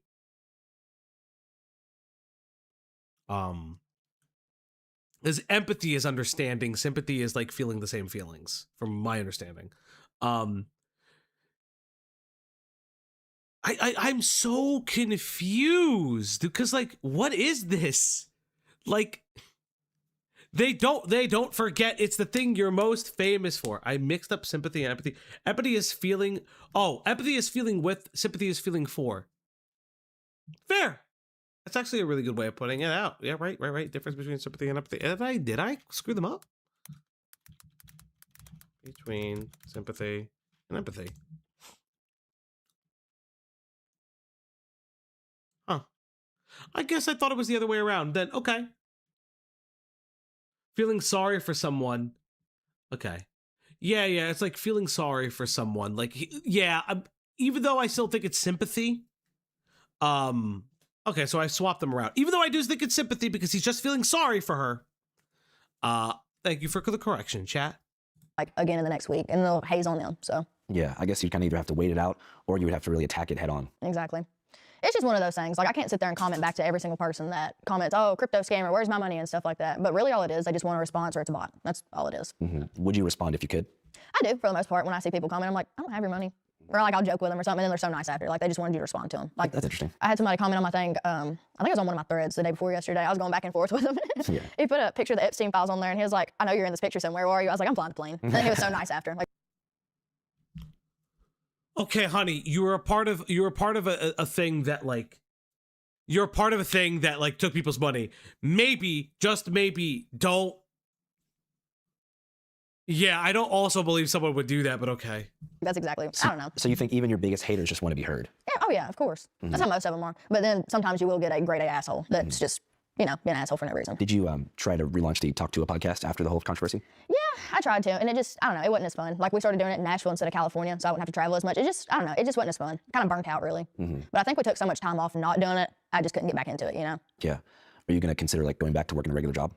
If I ever had to, yeah, I would. I'd love it. I'd love to go back to my old job. I enjoyed it. At the Spring Factory? Oh, yeah, it was peaceful. There's maybe like, I don't know, 15 of us in there. I had my own corner to myself, and I'd sit there all day by myself, and I'd work at my own pace. It was nice. It was meditative. Yeah, I liked it. Did it pay pretty good? No. No, by no means. I brought home maybe $400 a week, if that. But I had insurance come out and then taxes, but I don't know. It was doable. Like, I could have lived off $400 a week. I got all my bills paid, and I had like a little change to get me a snack during the week, but other than that. And like, so what are you doing for, money nowadays? Let's see, I had my fanfics, fanfics? What's fanfics? Oh, you can post Why are you fucking looking at your lawyer being, hey, what is the money? What are my money sources? There's yourself on there. You can talk to people all day, but like, I think they got to pay you to talk to you too. What the fuck? How do you not know how you're making money? Oh my god, how do you not know how you're faking fucking money? This is absolutely insane. As I just said, that's not a lawyer. It's the man who bangs her. Fuck. Layla, that's fucked up. Don't they? Yeah. That's pretty cool. Maybe we should do that. Do it. And that's enough to like meet the Spring Factory Oh yeah. level of revenue? Plenty. That's cool. Did you see those tweets that went viral like over the past couple of days that said you had an OnlyFans? Yeah, I heard something about that. Not true. No. I don't think I could ever do OnlyFans. Yeah. I mean, this is so weird to say. I'm not. This woman has legal representation. I will not slander the lawyer if true. You gotta have something to sell before you can get on there. I'm nothing but back. So I mean, they can leave me out of that shit. So like it's crazy because that tweet went viral. Yeah, people expect me to turn around and do that. Like after everything's ended and nobody wants to see me on the internet no more, they expect me to just jump on OnlyFans, make a quick buck, and be done with everything. I don't want to do that I at don't all. know that you're a true American and you're down to go back to the Spring Factory. I'm so okay with that. Like you just don't even understand. I had so much fun going to work. How much of your like future on social media and in the digital content world do you think depends on the outcome of the class action suit? Like, for example, there's the lawsuit. Like, do you think that like you being cleared in the suit and like the details coming out in discovery will help you kind of like really advocate for yourself? Not really. I mean, everybody's had months worth of hate and shit. They've commented all over my posts and stuff. They've already got it out. Like, it's just one of those things. And I don't know. They all believe like I can't change somebody's mind. If you really think I done that, then okay, that's your opinion. I can't change that. Yeah. It's just one of those things. Goes back to what I was asking is like, is it a better idea to just wait it out or like wait for more details to come out in the suit and like make a video and be like, you see, like it was this guy, it wasn't me. I think my thing is I'm just done talking about it. Like I've talked about it and talked about it and talked about it. Like I can't make you understand that I didn't have anything to do with it. Like I had. But then what about the other revenue sources? What about the other revenue sources? Something to do with it. Yeah, I was gullible and got talked into it and put my name on it. But like as of like actually having control of the coin and doing that to people, I didn't do that. So this is right now is the final word on it. Mm-hmm. And so is there anything else that you wanted to say about that in particular? Not really. Like I told you, I've talked about it so many times and I've sat here and told so many people, like explained to you just like how I did them, like how everything folded out. She is not girl bossing, honey. I don't know what's happening. I legitimately don't know what's happening. Like, I'm not gonna lie. Like, this is like one of those moments where it's like, yes, let your interviewee speak. Like, let the person speak. But like, no pushback. Like, not even just a mention of like some of her history with the dating app thing. Like, even this is not great. Out and how it happened, like I can't stress it enough. Like I didn't have anything to do with it besides putting my name on it and being gullible. But the next question I wanted to ask you is, what advice would you give to someone in your shoes who went viral, maybe by accident, maybe on purpose, and they're popping off, they're doing collabs with different influencers, and they get approached by a crypto guy, a crypto bro, or a crypto company? I tell them run as fast as you can and don't sign anything that you don't understand or you don't know how it works. Run as fast as you can. And what about to somebody who is walking down the street after a night of drinking and they see a guy with a microphone about to ask them about their body count? You know what? Hell yeah. If you want to answer it, answer it. If you don't, that's all you. But if you want to answer it and have a good time, you go for it. But what might bite you in the ass, though. I will warn. It's weird because, like, yeah, she could still apologize. Yeah, you know what I mean? Like, I know that she said that she feels sorry for these people, but like, it doesn't feel like, yeah, she did shit out of the NFTs. Yeah, that's what I'm saying. Or the crypto. Yeah, that's. Maybe there's going to be so many inappropriate street interviews in the next couple decades, we're going to have to apply blanket amnesty across the board in the year 2050, where it's like, if you did an interview before 25, that cannot be factored into your job application. Would you support that legislation? I mean, sure. Yeah. I mean, they just passed something now to where if you're a felon, you don't have to check the box anymore in certain states like California. Really? Yeah. So you can be 25 years out of prison, you can get a good job at the library, no worries. Even if you're a felon? I think it's non-violent felons. Okay, non-violent felons. Okay, I'll take that. So, no regrets? No, I don't think I have any regrets. I mean, like I told you, I've got to do more in this last 2 years of my life than some people have. Why would you not regret? I can't tell if this girl is actually just this dumb. I think she actually might. You know what? I am of the opinion that she might just be that this dumb. Does it excuse her? No.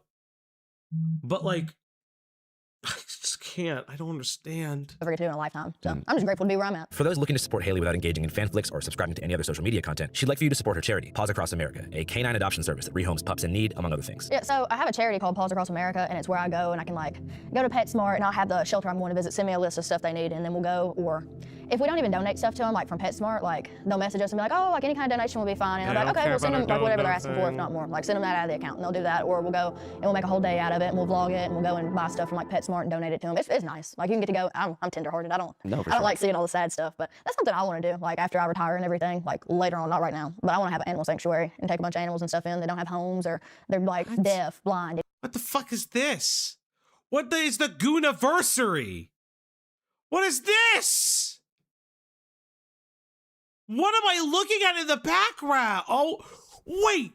You asked the question about the guy who showed up naked at a fucking fast food joint and killed himself? Oh, this fucking interview sucks.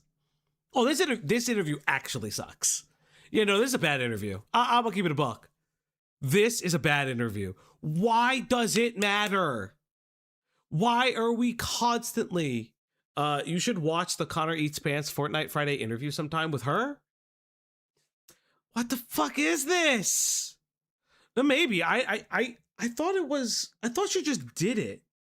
Yeah, so I skipped ahead in the time, and like at one point, he just asks her about, I guess, the TikTok guy that died, and I'm just like, okay, do I think he should have killed himself? No, but like, I don't think she should have killed herself, right? When did that happen though? Like last year. But like, I don't think he should have killed himself, but like, I'm not gonna sit here and say that it was all hunky-dory for him to show up at someone's place of work with his fucking like cock out. Like, that's just not appropriate. Now I want to get through this interview because now I want to be annoyed. I was actually thinking of ending stream because I don't know how long I've been going for stream. I'd assume 2 to 3 hours.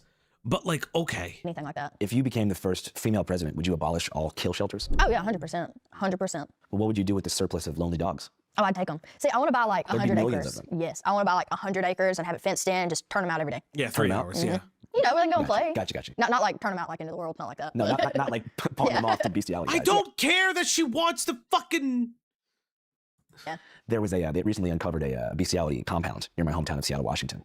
What is that? A bunch of dudes were fucking cows at a big barn near my hometown in Mountain Lake Terrace. Some of them were high-ranking professors at the local college caught in the act.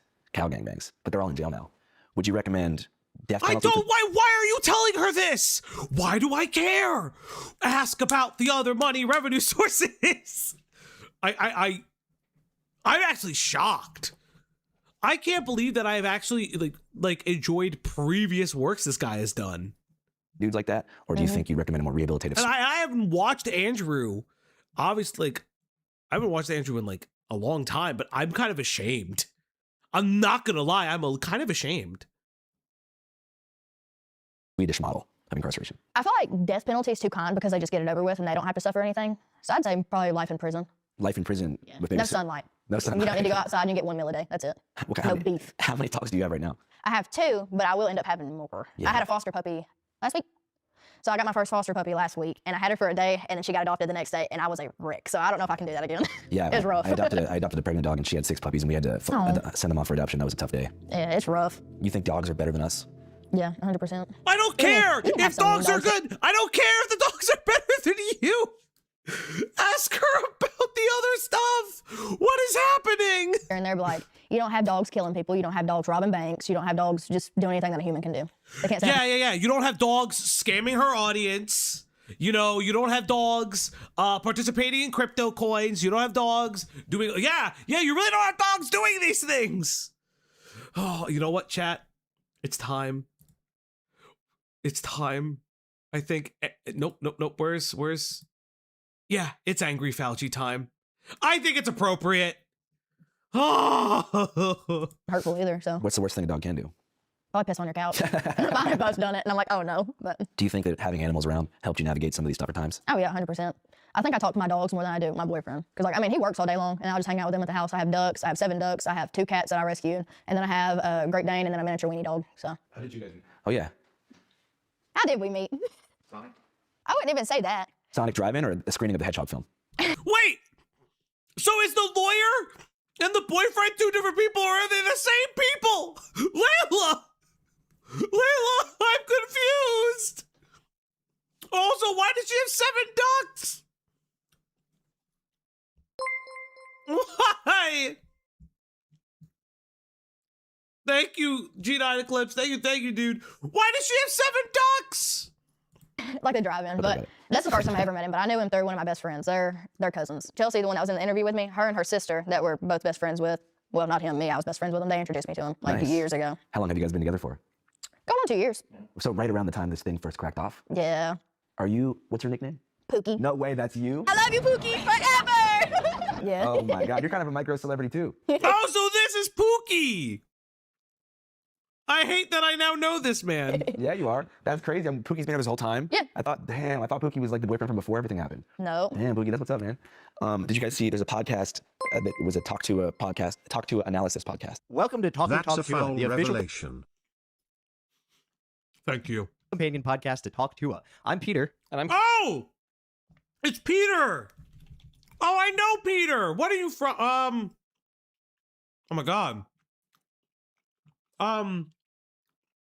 He was part of Smosh. I don't know if he's still part of Smosh, but I do know Peter. And I'm Cam, and we're your hosts here to the only official companion podcast. Did you see that? I've met them twice. No, you have not. They're really cool guys, I will say. They appreciate your guys' relationship. Oh yeah, 100%. Well, they're a little what's the word I'm looking for? One's a little biased about it. Like one was Team Pookie and the other one wasn't. But we do learn that Pookie has some skeletons in his closet. You think people are cruel? Some of them can be. You think they're as cruel in person as they're online? I hope not. I don't think so. I think most people are just more comfortable doing it online because like they can have fake accounts, so they don't have to show the real ID. What did you send me a timestamped link? What did you do? What is this? But you know. Do you have a dream guest you really want on? I got a couple. You were up there. You were definitely top 5. Justin Bieber is up there.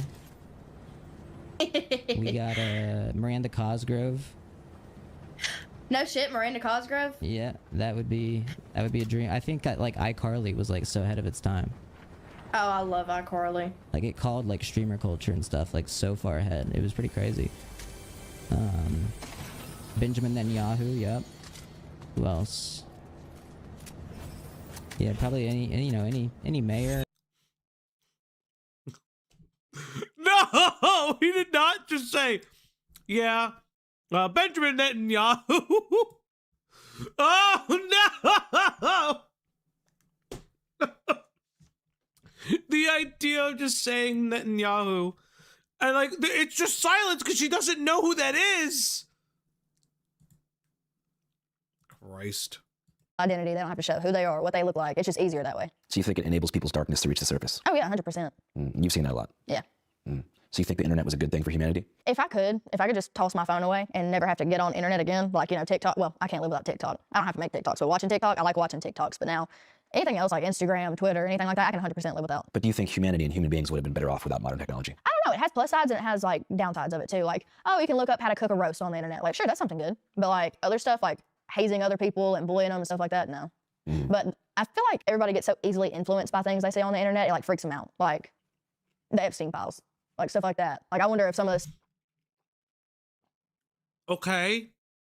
stuff I've read on there is even true. Yeah. Which I'm sure some of it is true, like all the stuff that they did, but like little bitty details. Like, have you seen the intestines part? No, can you tell me? Oh God. So evidently the people. I think I was just like, I don't think I wonder if everything about the Epstein files is true. Well, honey, it's been released. You could just... she can't live without TikTok, but doesn't know about Twitter or crypto. Yeah. Yeah, this is this is weird. Well, on Epstein Island, they like killed babies and ate like their shit out of their intestines. I swear to God, and it tastes like cream cheese. I swear to God, that's what it says on there. Like it's stuff like that where I'm like, is that I even just true? didn't think you were gonna say ate their shit. I don't think it's funny to eat babies. That's what I'm saying. Because you think they ate a different part of the baby. That's what I'm saying though. But like it's little shit like that, and I'm like, are they just that sick, or is this like just some bullshit somebody's come up with? Well, like I wonder all the time. I think the government, not to get too crazy here, but a lot of times they'll like take some real information and they'll drown it in like stupid Crazy conspiracy shit to make it all seem stupid. Exactly. So like was Epstein trafficking people to powerful kings abroad and stuff? Yeah. Were they eating the shit out of babies' intestines, you know, as an act of satanic worship? No way. I don't know. There's I don't way know more pedos than there is dudes that eat baby shit out of intestines. Well, that's what I'm kind of thinking too, because like, you know, I see. Falgi is gooning again. Typical. I'm not. I'm actually, like, this is just bad. I'm actually going to speed this up. I'm actually going to speed this up to, like, 2-point speed. This is such filler. who in the hell would just wake up one day and be like, yep, I'm going to try that today. It's going to taste like cream cheese. Well, I guess maybe it was an element of like peer pressure among the ultra rich. And the rich guys like, you know, we all do this. Like, this is normal for us. Yeah, I don't think that's normal. Yeah. Where did you read that? TikTok. I'm telling you, TikTok shows everything. And then they'll have stuff like back it up. There's a disease you can get. And Epstein had it before like he died, like where the side of his face swelled up and he had bumps all over it. But you get that, what is it called? It's some kind of disease you get when you eat other people, like it's a real disease. Oh, like a post-cannibalistic syndrome? Yeah, something like that, but it's a disease you get. And he had it on his face. I was like, okay. okay, they might be onto something here. No, I don't want to skip the filler content now. I think having the filler content's interesting now. I'm gullible too, so I can't really say anything about believing shit off the internet. So you think TikTok is like the biggest place for misinformation? Yeah. What's the most stupid shit you've seen on there? I see a lot of stuff. Like mostly it's about the Epstein files, but like then you'll see like real stuff that's happening, like what we were just talking about a while ago, like all the bombing and stuff in Mexico right now because the cartel leader was killed. I'm sure that's like actually happening, Totally like happening. 100%. Totally happening. I don't know. It's hard to tell because like AI looks so real. Like there was a video, I don't know if you've seen it, and it was I seen bunny rabbits and I seen deer, but they were jumping on a trampoline. I thought it was real for like 3 weeks before I found out it was AI. I was like, oh, look at the bunny rabbits jumping on a trampoline. Who broke the news to you? Yeah, there's no way six does are getting on a trampoline. They're just sitting there in a group of circles and jumping up and down. Yeah. It's the same trampoline the rabbits were jumping on. Gender. What does this have to do with anything? Like, what does this have to do with any of the allegations, though? Like I get it. She's in court, right? I get that she is potentially facing legal ramifications. So there's a potential that if she like admits wrongdoing in an interview, like it might look bad in her court because I don't fucking know, right? But like I'm at a certain point where I'm just like, why like it's not even about humanizing her. I was already sitting here being like, I do think that she's just that dumb, and like I do think that she was naive, and I do think that like people did take like, I do think that there are people that did take advantage of her fame, whom telling her that they would make her a star. I'm empathetic towards it. Not sympathetic, empathetic. Listen, I'm doing it right? But I also want to highlight that like the core root of the problem is like she has a level of responsibility with this.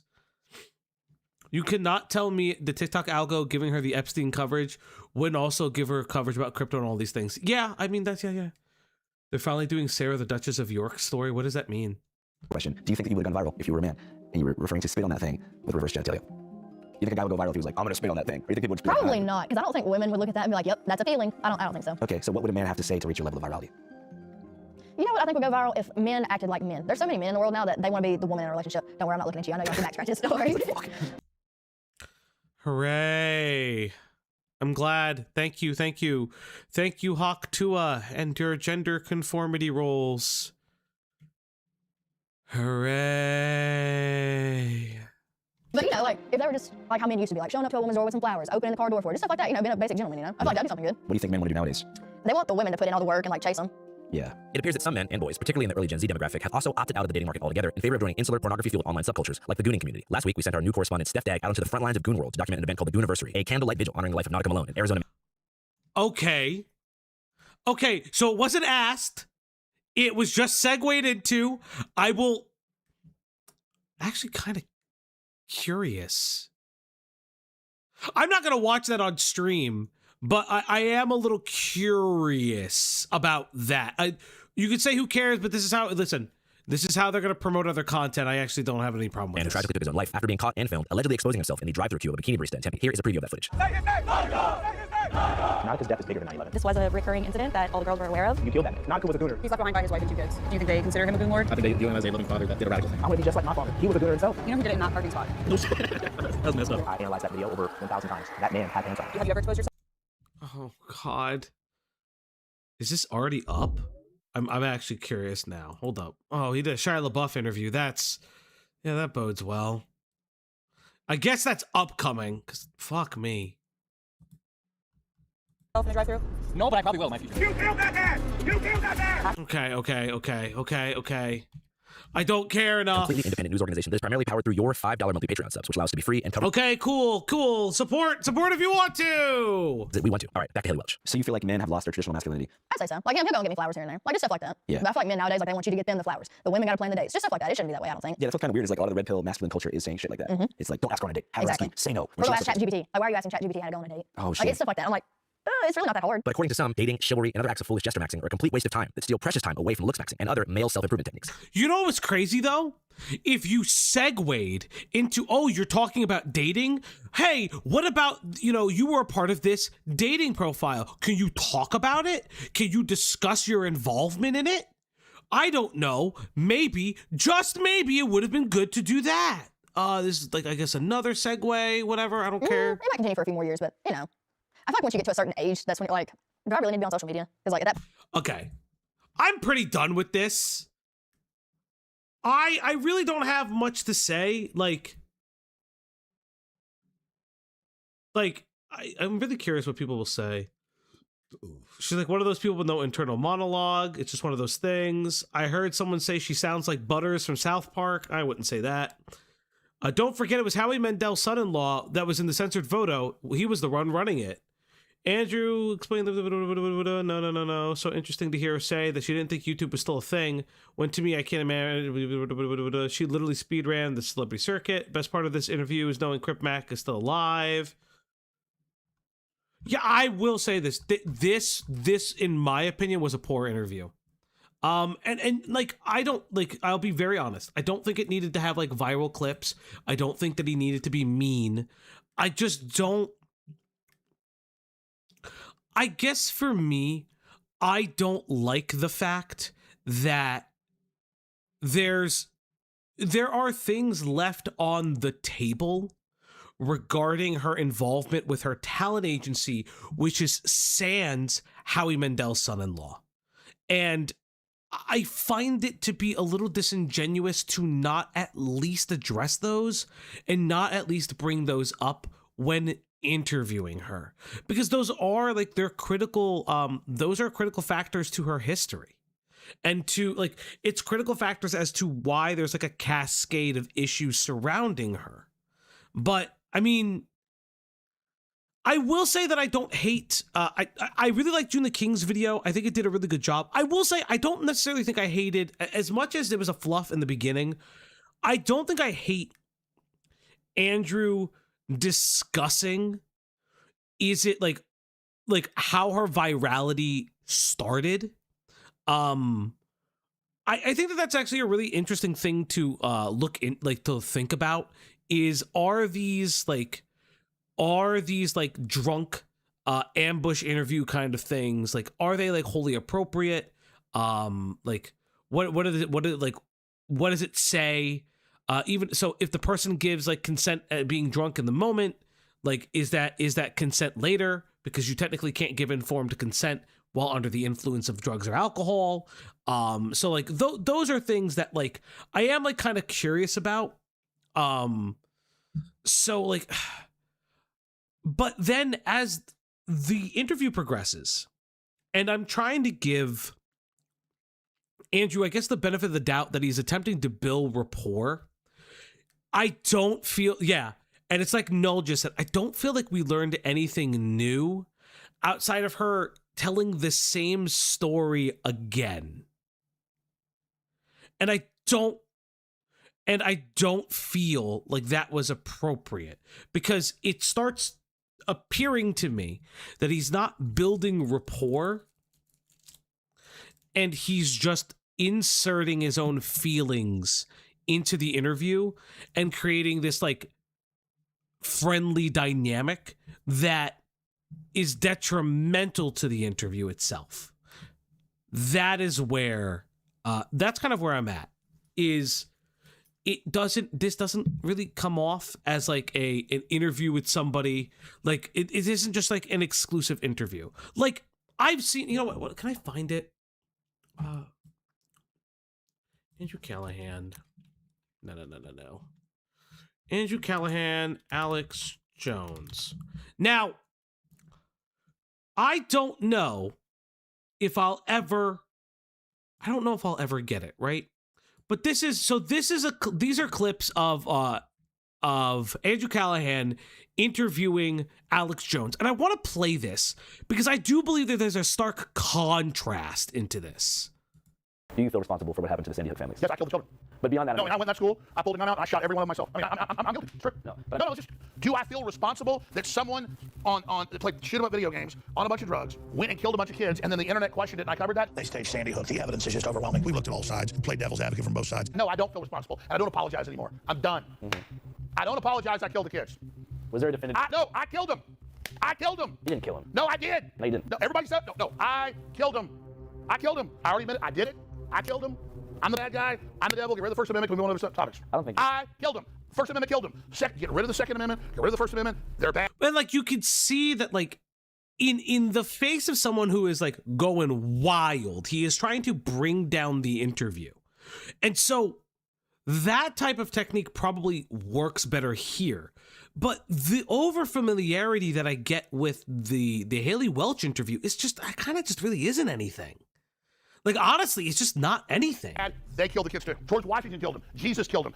We should rename the whole planet Sandy Hook. Everything. There should be holidays. We should bow 5 times a day to New Haven, Connecticut for the kids that died. Every American's to blame. Every gun owner's to blame. I'm to blame. We're all guilty. To Bloomberg and Soros. Turn our guns in. Turn our guns in. I know. I did it. I killed them. I killed them. I killed them. I know. I killed them. So I'm done talking about it. Okay. I killed them. Okay, fine. Can we talk about the trial at all? There's nothing to talk about. Let me tell you, I don't know if I can do this interview right now. and like you could see, like, he is caressing him. Alex Jones is mellowed out after being ignored. Yeah, that's true. But like, you see how it is slight pressing. It's, hey, can we just talk about this thing? Can we talk about that thing? And that's not what we get with this interview. Like, this interview isn't really about that. This interview is it's a fluff piece. It's too soft. It doesn't really get into, unless for instance, like, I would have loved to see. So let's say the Hawk Tuah interview. So let me look at a way that I would love to see it. What I would love to see, if we're going to discuss the Hawk Tuah interview and and maybe what some of the things that he couldn't have asked, why not lead the video with that? Well, Hawk Tuah isn't openly conservative, easily dunkable, or a woman. Well, no, Hawk Tuah is a woman. What do you mean? What do you mean? And is a woman. Okay, thank you. No, I wouldn't. I'm curious about this piece though. Like this piece on Shia LaBeouf, for instance. Like Shia LaBeouf has a history of interpartner violence. How do you talk about that without pushing him? Because you do have to push him on that. Hunter Biden, he's done multiple Hunter Biden interviews. Like, I don't know where it is. But he's done multiple Hunter Biden interviews where that has also been a thing. But like, there's something, it's missing that pressing. It's missing, like, it just doesn't, like, I'm not going to say he didn't prep, but like, it does feel like there's something missing. I would love to have seen if Andrew got a writer or like gave in questions and they were denied specific questions. I would love to know that, because as a viewer, if you're going to do a 56 minute interview, I'd love to know what did I notice, Layla? You notice a lot of things. What didn't I notice? I'd love to know what questions weren't asked or couldn't be asked, because then is it a part of the trial? Is it not a part of the trial? He talked way more in this interview than others. I would have to look at that. I would have to compare it to like where's the Hunter Biden one? Where's the Hunter Biden? Buttigieg. Where's Hunter Biden? Because he did 2 interviews with Hunter Biden. What about Hunter Biden? I'm curious, yeah. So this was I was drinking so much alcohol, almost a handle of vodka. Interview. You know, it's been a while. Been a long while. I had a conversation with Jamie Harrison, who's the former chair of the DNC. He's a great friend. Okay, so I mean, like, I would have to watch this whole interview. By the way, like, I would have to like identify. He talked way more. Yeah, I'd have to like look at the interview a little bit more. Also, what didn't I notice, Layla? You're killing me. Can someone explain why they went after Hunter when George was? Listen, when there is. Remember when I said that I'm not a political channel? Yeah, that's we're not, brother. I don't. There's so much going on. She's a woman. That's why. I mean, to be fair, Axe has said that before you, Layla. Again, I think that he just, if I'm being honest, I don't know if it's so much a woman as it is, like a fellow creator, but I could be wrong. I could just be wrong. I said it long before he did. Oh my God. But yeah, I mean, that's pretty much the end of the stream. I know that this wasn't like a hugely eventful stream, and this is like kind of out of our regular norm of content. But I did, you know, I just wanted to do something that I found interesting. I had been wanting to like review the June the King, the video. So I'm just pretty much happy. I want to thank everybody for showing up. I know it's like not really like a normal stream that we do. We'll be back Friday. I think maybe, just maybe, I had something, if nothing happens between like today and Friday, I did have like a topic in the background that was always suggested to me. I believe it's called a Go-mation, if I remember correctly. Like there's like a series of documents and information and things like that on a topic called Go-mation or person, and I just never. What is this? What's this? What did I just get sent? I put the new 4Gs on the Jeep. I trap until the bloody bottoms is underneath. These chilling words have haunted mankind for the last 1,000 years and stand as a warning that somebody is about to get their cheeks bodied. One elusive figure has mastered its power and used it to send the world into an unending cycle of torment and cum. What was I just sent? Why was I just sent this? What is... Why did Himpleton just send this to me?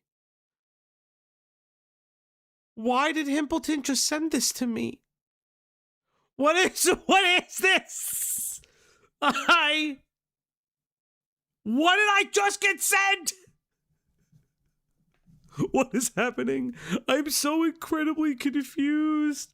Keep watching. I'll only keep watching if Cloudy comes in with me. Only Cloudy can watch this with me. What am I watching?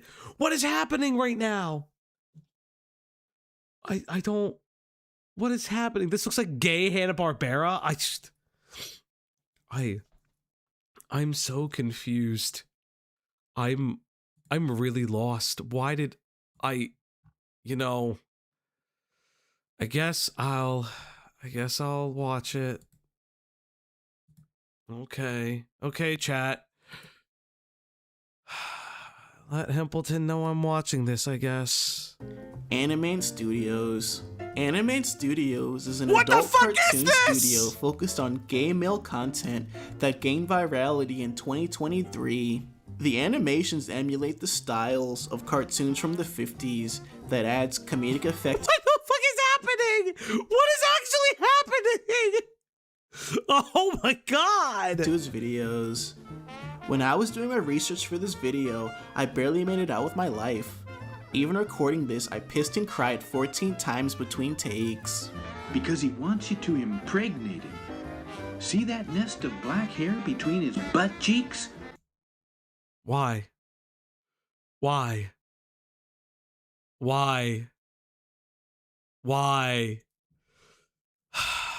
Well, that's his pussy, Mikey. What? What the fuck? Oh no! Oh no! Oh, what the fuck? No, Layla, you can't leave! What the fuck was that? What the fuck is what this? The people want to see, man. Wild and Yeah. Layla, I'm gonna leave. Fucking here's me losing my fucking mind. Crazy action. Naked dudes getting it on. Axel in Harlem? This guy died? Axel in Harlem is a video that depicts a bald nigga with an I disavow! Fuck me. Oh. Absolute dump truck walking down the street with a group of men following. The fucking fuck me. Oh God, I can't do this. This is from. I can't do this? Why every time? I can't donate. Oh my god. I don't get it. I don't get it, man. This is not keto. him, entranced by his thick, jiggly cakes.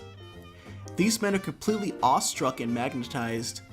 They all want a taste of his hot chocolate dad-gina. The men proceed to have graphic gay sex that quite frankly made me pee and shit and cry. Please subscribe. I am trying to hit 4 billion subscribers. And if I get it, my wife's boyfriend will take me to McDonald's to get a Happy Meal. And he says I can have a boy toy this time. What is happening? What is happening? What is happening? That China's insane. This one is a personal story that still haunts me to this day. I used to date a girl who was super into Roddy Ricch, to the point where she would get super horny and bust it wide open even when he was played on Spotify. It always made me wonder how an actual human being could bust it open for such a corny ass nigga.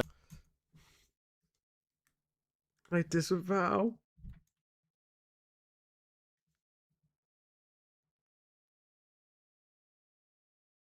I can't. I don't get it. Why? You could have stopped playing it after the first time, you know? I kind of thought he'd stop.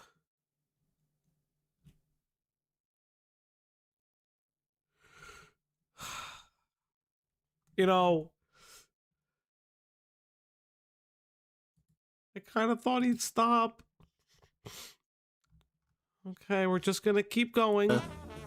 Especially since I was making music at the time, and it was honestly harder than anything he could ever drop. Figure you can stop at any time. Axis, you could come in at any time. Thank you, buddy. Then it hit me. The girl I was with was not a girl, but in fact Roddy Ricch, trying to get free promo. When I realized this, I cried and cummed all over the place and screamed so hard that my wife got mad and said she had to call her boyfriend to come over to calm her down. It's okay because he let me stay up and watch SmackDown. He's so cool. Okay, folks. The men are having intercourse. Long, stiff cocks are penetrating. I'm laughing at Fauci's reaction, not the video. I hate all of you. I hate each and every one of you for this. Trading those big... You know what? Where's my Saber Spark reaction? Where's my Saber Spark video on this guy? That's what I want. Saber, I know you were here. Where is it? Jiggly asses. The Shaft? Sheriff of Lone Gulch is an animation that depicts the eponymous the fucking Sheriff of Lone Gulch looking for a man named Minnie the Man Killer. He finds Minnie in a saloon, and the two men proceed to have graphic gay sex, as was the custom in the Old West. Their lovemaking caused the entire saloon to erupt into a giant— What the fuck's with the glory holes? Musical orgy. Again, as the You got told on get owned because of the gay video? Custom of the Old West. Lead designer— How much did you get paid to watch at this point? None. I actually trusted Himpleton on this one. For Red Dead Redemption 2, Shigeru Miyamoto had this to say: "The anime was a rock top bloke for animating that scene for us. We originally envisioned a scene where Alpha was hunting down a big ass cowboy." You know, I've never seen Brokeback Mountain. I've thought about it, before I've thought about it. Like, I've wanted to watch the movie. I've just never watched it. Like, I've never had the impetus to watch it. It's sad, yeah.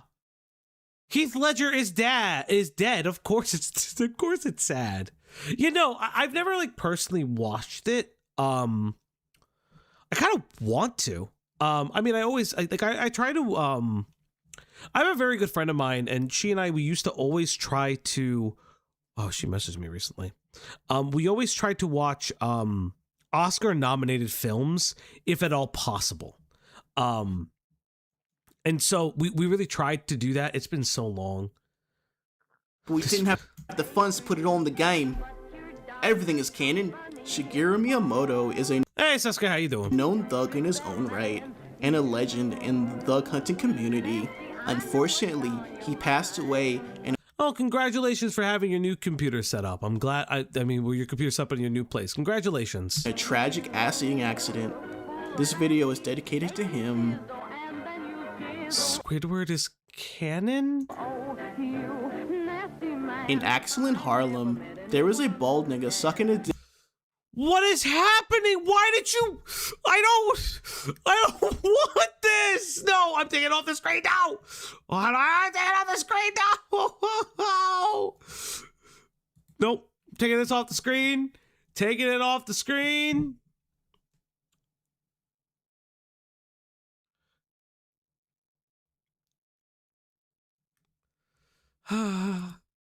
Why? Like a clarinet. For the last 400 years, the top minds in the world have had one question.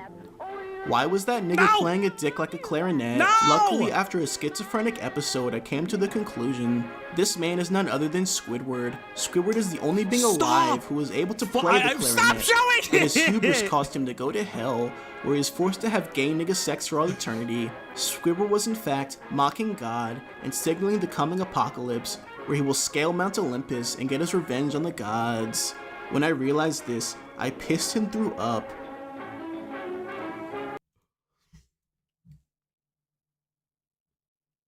Is there new quartering drama? I don't even know.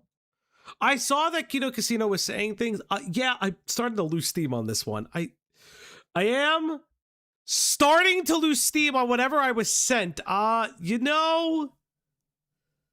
Yeah, we're just COVID-19 PSA? What is the COVID-19 PSA? We're gonna skip around a little bit. Nobody is quite sure whose blood it is, with Lyric's genius being wrong yet again. Oh, okay. No, I don't care about this. I am trying to hit enough subscribers to bag itself. I'm curious about this COVID-19 thing. It's featured on... Wow. That's crazy. I might have to look into that later. If you're not working from home, focus on personal projects. Read good books.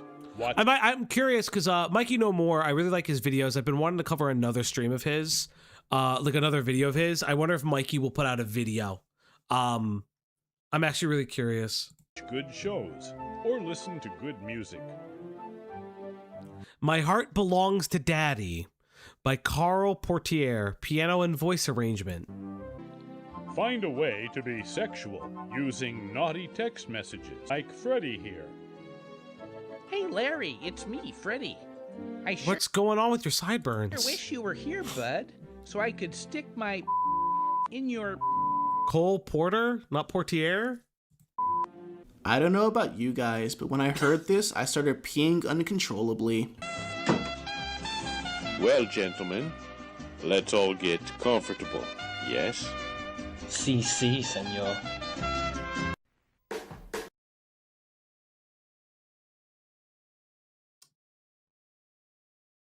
You know, that's where we end this. Apparently this guy's dead. And if this guy is actually dead, and there are children in these videos, yeah, I'm done. Like, if there are like cartoon kids in these videos, yeah, we're good. Well, chat, that was fun. You know, you guys should thank Himpleton for this. I'm suffering. And let me leave you with one thing. Alex Jones doing a drunk workout. I eat babies. I eat them every night. I eat them with barbecue sauce. And I flew to the moon last night with a witch. And I took DMT with Easter bunnies. Now that's an example of being crazy. I mean, this is art. And I'm not saying what I do politically is art, but everything is an art form. Oh yeah, one more. 17, 76. More, fan it up. Fucking eyes. Shit. Thank you, everybody. I will be sending you guys, I don't know where at this point. Thank you guys so much for sticking around. Thank you guys so much. You know what? I'll send you guys over to maybe Ace. I'll send you guys over to Ace because I don't know what he's. I don't know what. You know what? No, I'll raid Himpleton. Himpleton deserves the raid after what he showed me. Thank you guys very much. Thank you guys again for. I know today was a slow day, but thank you guys very much. I will see you guys soon. This Friday I'll be back. No worries. But goodbye, everybody.